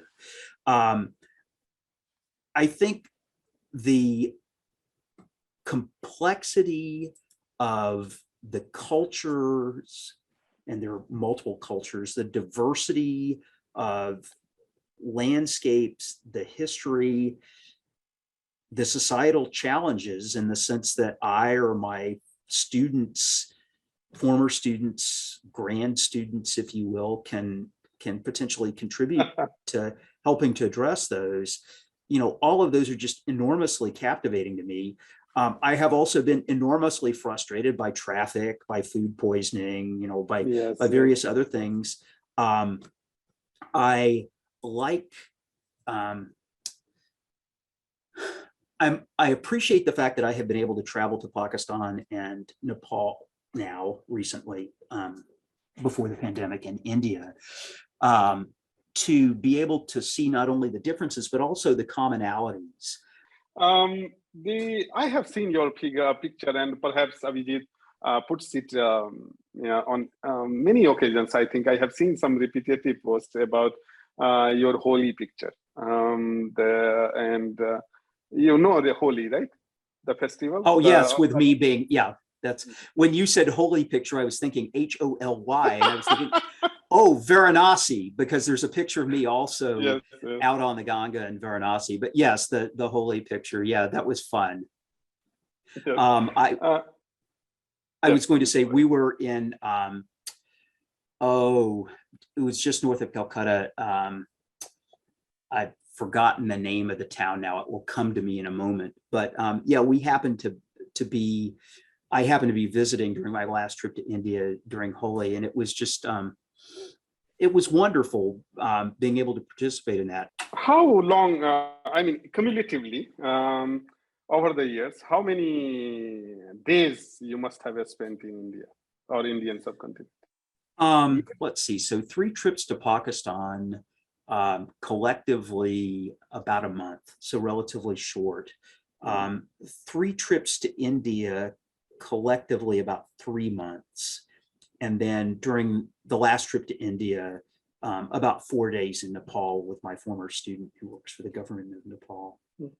So it's funny, not as long as I would have liked, I think. Yeah, but maybe I would say that, duration sometimes decreases the interaction, because we live that way. If we have to live 1 year, we take it very calm and then go, because of course, and if we have to live 1 month, we are very active and go here and there. And maybe so. Because if we do not talk about Abhijit, maybe many people make complaint that, okay. So so how has been, so there is 2 questions on this. How was he as a student? Of course, you have already, we all know what he did after becoming independent researcher. But how was he a student? How do you feel about his journey? And your some word on his having this coveted award, because many times the equally talented people may be around. So it's not only the labor, but also some part of luck is also needed. Good wishes also needed. So how do you feel about that? So this is the 3-part to 1 question. Once he started to work with me, I realized just how phenomenally driven he was. And I have told him from time to time, ease up a little bit. You don't want to combust. He was an excellent student. He was always curious, not just about the science, but about the broader culture. And I remember through our various trips to do field work in Western Kentucky, as well as our time in the field in India, just having long conversations about a bunch of different topics. And I appreciated that he was curious, but that he also honored my curiosity when I was in India, when I wanted to, go to a mosque or a temple or to a historic site. He's obviously a very proud Indian. I know of a lot of people who come to the States or to North America from India and other developing countries and want to stay, want to immigrate. And it was clear that he wanted to return home and make a difference. I am enormously proud of him in terms of what he has been able to accomplish. He has clearly surpassed what I have done, and I feel happy to have played a role in that in terms of helping him to the next stage, I guess. I have had the chance during both of my visits my last 2 visits to India to spend time with him and his students in Kharagpur as well as in the field. And, it's clear that he takes very seriously also the idea of kind of a continued chain of mentoring.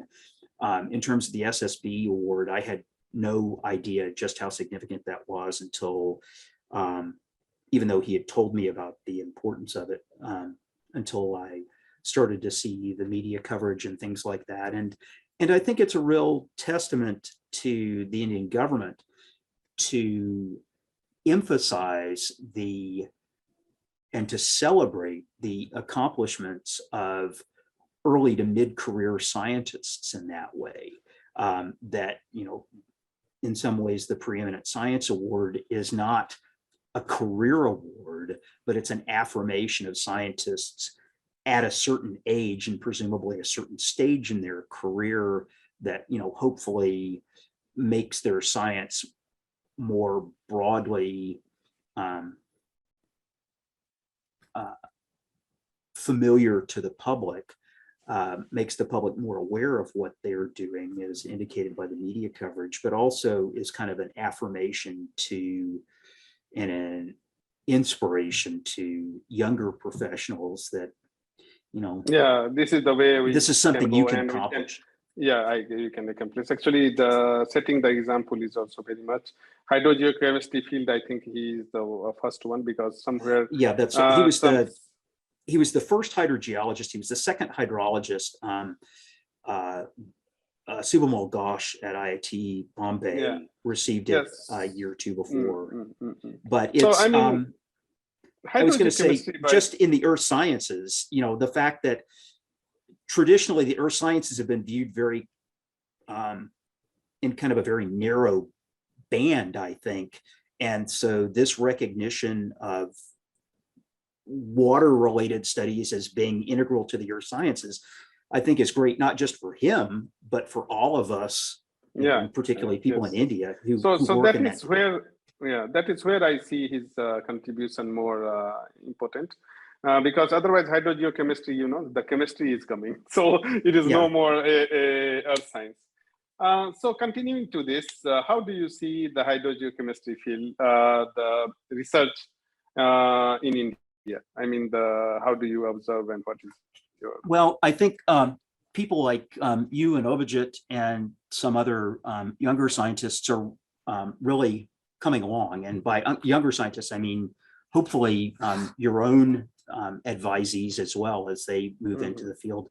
Yes, yes. I am quite optimistic. Again, in a country of 1.2 billion, there's going to be a lot of potential talent out there. Part of it is identifying the students and the young professionals and giving them the opportunities to attack problems that are not only intellectually interesting, but of practical importance, because there is such need. You know, as you're well aware, I'm sure, the last time I checked, India uses more groundwater than the United States and China combined. And clearly there continued to be huge issues with water quality in India. You know, I teach an undergraduate seminar where we talk about the Ganges as a case study, looking at water quality issues down the river valley in places like Kanpur and Varanasi and Kolkata. There are such great challenges. I think that there is both the infrastructure at institutions of higher education and government research institutes, but also the human infrastructure available to really start to tackle these problems. And again, the science is global now, and I think Indian researchers in hydrogeochemistry can stand, you know, at a level with researchers globally. Thank you. This is a really encouragement. You know that what make you little bit special or stand out is that your generosity to appreciate those contributions. And also I have never felt, of course I approached to you for Fulbright, and just shortly after that I happened to get the different Wari Fellowship. Yeah, Wari Fellowship, and then I went to the US for a year. But you had that affection that, I mean, you hardly put a lot of difference between, you know, this is my mentee and this is a different person, or those things. So you love groundwater as a community, and that is the generosity required by peers. Sometimes what happens is that the peers becomes very personal about their recognition or their appreciation. They will appreciate their own, very own, or something like that, or grading. But in that term, I have always found you very generous. I didn't tell you, but on the recorded system now, I am telling you, and that's where I have a little bit extra experience, the respect for you, always been. Of course, I respect your work. There are good workers around, but this one point I am underlining so that if some peers are also watching this show, and so they should also be generous, because it doesn't take anything away. I mean, you appreciated, Avijit, the amount possible, and where it should not look improper. But so you gave proper recognition, you talked very nice, but you are not hesitant about taking other names or doing those things. And there is no any difference. So that is one of the things I wanted to highlight. Now with this talk, we will go towards about your personal liking. What do you like most in Punjabi khana or Punjabi food? Oh goodness. Probably sag paneer. Oh, just for me, it is like palak comfort food, or palak paneer. Yeah, I realize that sag is any green and palak is more specifically spinach. In the States, we typically call it sag paneer, but yeah, it's really usually palak paneer. I love that. I love a good samosa. In the United States, as you're probably aware, well, when you lived in the US, you probably made a lot of your own food, but I mean, you may know that, you know, Indian restaurants and South Asian restaurants in the US, normally it's Punjabi food. But for example, my wife and I were in the city of Louisville, Kentucky, a couple of weeks ago as tourists, and we went to a South Indian restaurant, Dakshin, and we had dosa and other things that I like as well. I'm hoping at some point when I return to India to be able to travel to South India, because all of my travel has been in the north. So I love a good biryani. When I was in West Bengal, I liked getting to try hilsha. I love luchi. In fact, I attended last week a birthday party for one of my students who is, not for the student, but for the one-year-old son of one of my students who is from Bangladesh. It's really neat. I mean, and when you talk about this, I am a little bit curious. Do you like to cook food? I do. So when my parents, I'm not a really ambitious chef, but from time to time. So for example, my parents came to visit, as you know, perhaps last week in the United States was the Thanksgiving holiday. And I actually made aloo gobi for them when they came to visit. My mother said, I have some cauliflower and potatoes I am bringing. Can you use them? And I said, yes, I'll make aloo gobi. Wow. This is because you are very serious looking when you talk about other things, but when you talk about the food, you get brighten up. So that's how I guessed that, oh, he must be a cook also. No, I like to eat, but I also don't mind cooking. My experience with Indian food has been, if you're going to do it right, you have to take the time. It's not quick. You have to have the spices. My wife and I actually bonded in part over the love of Indian food. And it was my parents who first introduced me to dishes like tandoori chicken through friends when I was a child, when my father was in graduate school. So long before I ever went to India, I loved Indian food, but I had not, hadn't experienced it. So it happens to be a kind of destiny driven also. Yeah, that I you will like so. Indian food, and then there will be an Indian restaurant. Exactly. It's funny how things work out. This is what do you do when you do not work? I like to read a lot. So as I said, I will start each day. I'll read a couple of articles, and it may not be the headlines. I'll just scan the headlines, but on my phone, I'll look at the New York Times. Occasionally, Americans like college sports. So I'll look at, some headline about college football or college basketball, because Kentucky has good sports programs. It's funny. It's almost like a stereotype. I tend to read nonfiction, and I tend to read about travel and the history of science and natural history. And so I'm right now reading 2 books about rivers and about people traveling along rivers and explaining them. One book is they're both by American journalists. One book is called On the Ganges, which is kind of his travels in like 2015 down the Ganges Valley. So it's not really sailing down the river, it's visiting places like Gangotri and Rishikesh and Kanpur, talking about his experience of kind of the communities along the river. And then the other is called Where the Water Goes, which is by a journalist from the New Yorker magazine about the Colorado River Basin. And again, it's kind of about the issues surrounding the river, but also the people who live in the river basin and what their experiences are like, particularly in an era of climate change. So I don't know, my wife is very patient with me, that my recreational reading is still kind of like related to what I do for work. And I guess that's a reflection of the fact that I'm just interested in the topics. How do you like beaches? Because of course I am just asking because there are Kentucky is very beautifully placed. I don't know, Florida is also there, and also Nebraska was middle of nowhere, very middle USA.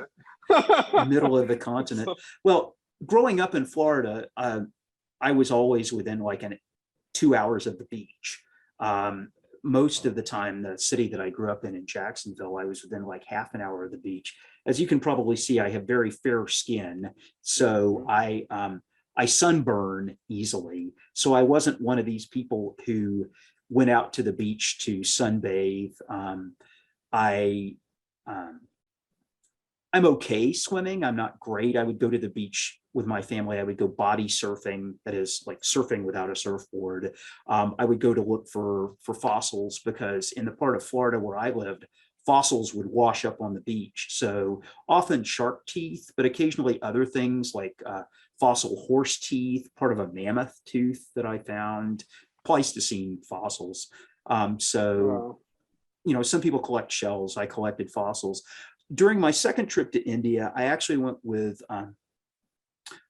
Abhijit to Bakali. I'm sure I'm saying that wrong, close to Sagar Island on the Bay of Bengal. And unlike Sagar Island, it is not as much of a tourist destination, or at least at that time in 2017. Now that they have the bridge completed, there are probably more tourists there. But it reminded me very much of the Gulf of Mexico, which is the sea on the other side of Florida. The Atlantic Ocean was close to where I grew up, but Florida is a peninsula, and on the west side of Florida is the Gulf of Mexico, and it is a little bit calmer. And you get these old fishing villages. And so for me, being there on the Bay of Bengal, it was reminiscent of my childhood and very kind of evocative. In fact, a lot of West Bengal reminded me of Florida in terms of being kind of subtropical, but you know, the heat and the humidity. Yes, I have good memories. Yeah. So I mean, now at the very vague end, of course, your three major strengths. Three major strengths. Curiosity, writing. I think I'm a reasonable writer, and the ability to make connections between different topics. Yeah. Something you are not good at. Oh, time management.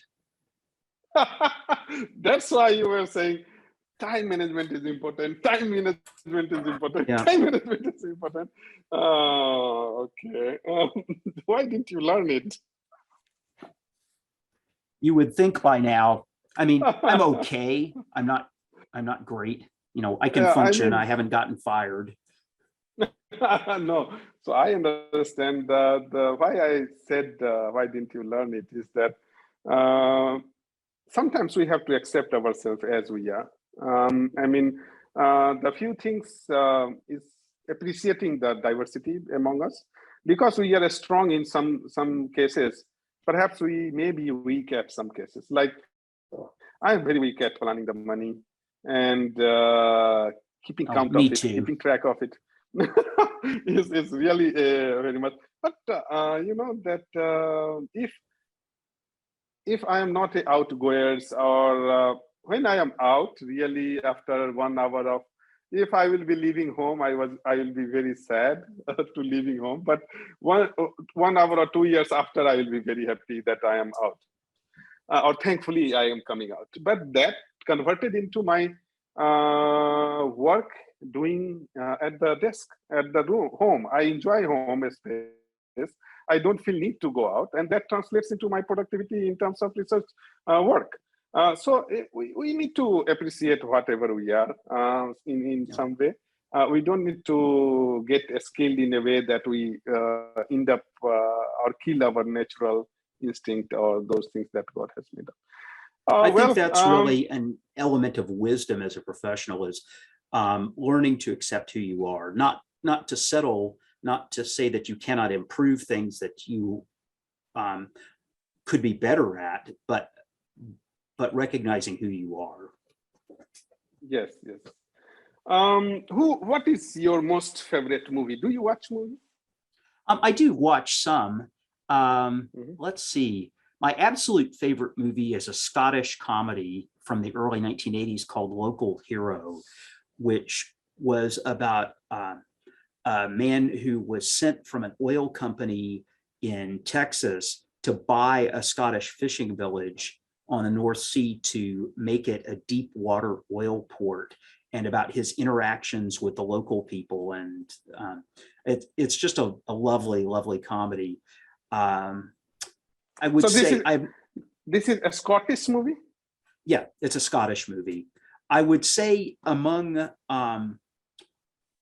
sort of big Hollywood movies, my favorite is probably Raiders of the Lost Ark, the original one with Harrison Ford, the first one. And I would say among Indian movies, although I have not seen, there's so many Indian movies and I've not seen them. One that I saw that really made an impression on me was Lagan, yes, which was the movie about the cricket match. I yes, really liked that. So you have a good taste. And what about the favorite actors, male and female? Oh, goodness. Wow, that's a hard one. I don't know that I have a favorite actor. I like Harrison Ford again. I like Tom Hanks just because he's so good. Yeah, he is great. It seems like he can do anything. And it also seems like he's just a really great person as well. Yeah, Tom Hanks is also my one of the all-time favorite. And even with the age, he keeps on inventing. But Yeah. Leonardo, actually in Titanic and those things, those is even Inception is, or Revenant is, Leonardo DiCaprio is evolving like a old, still charming and boy. Anybody who comes in the comparison to the Tom Hanks is the Leonardo, and I am really getting mesmerized from his work also equally.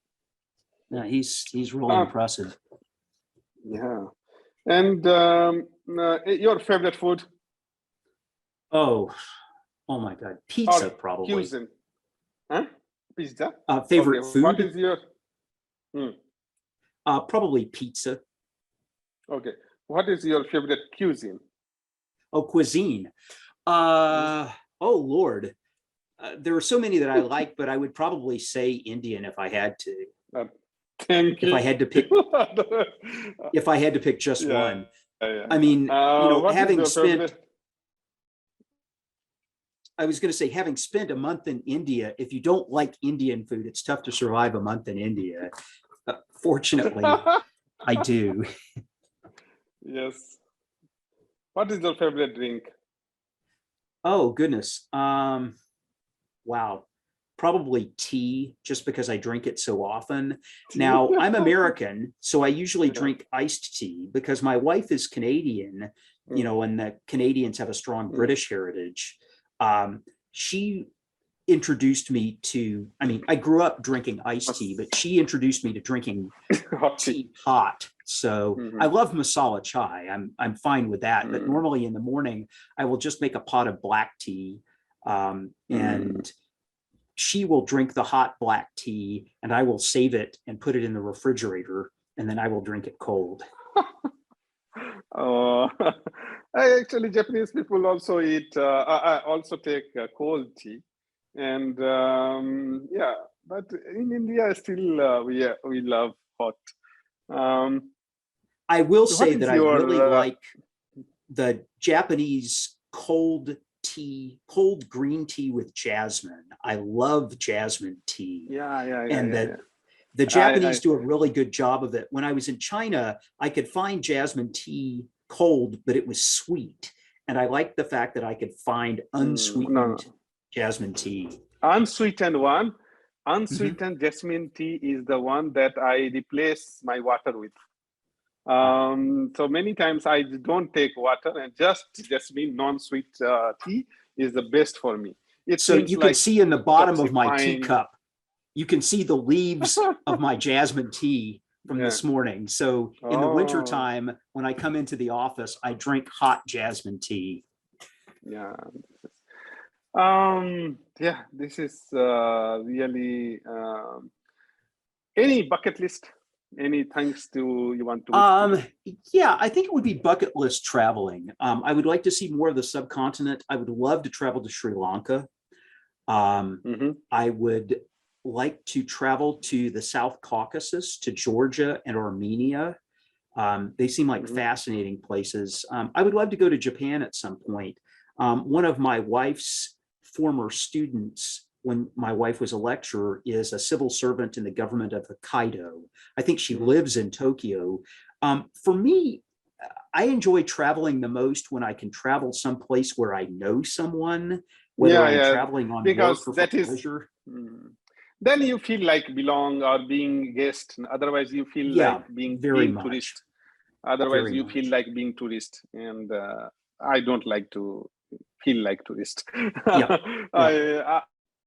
I many times I have happened to visit several countries, but mostly when somebody is there or I am invited for some friend by some friend for giving a talk and like that.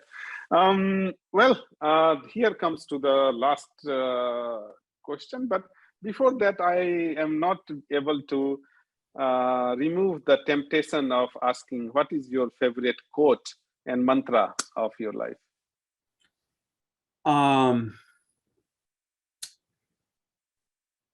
Be better.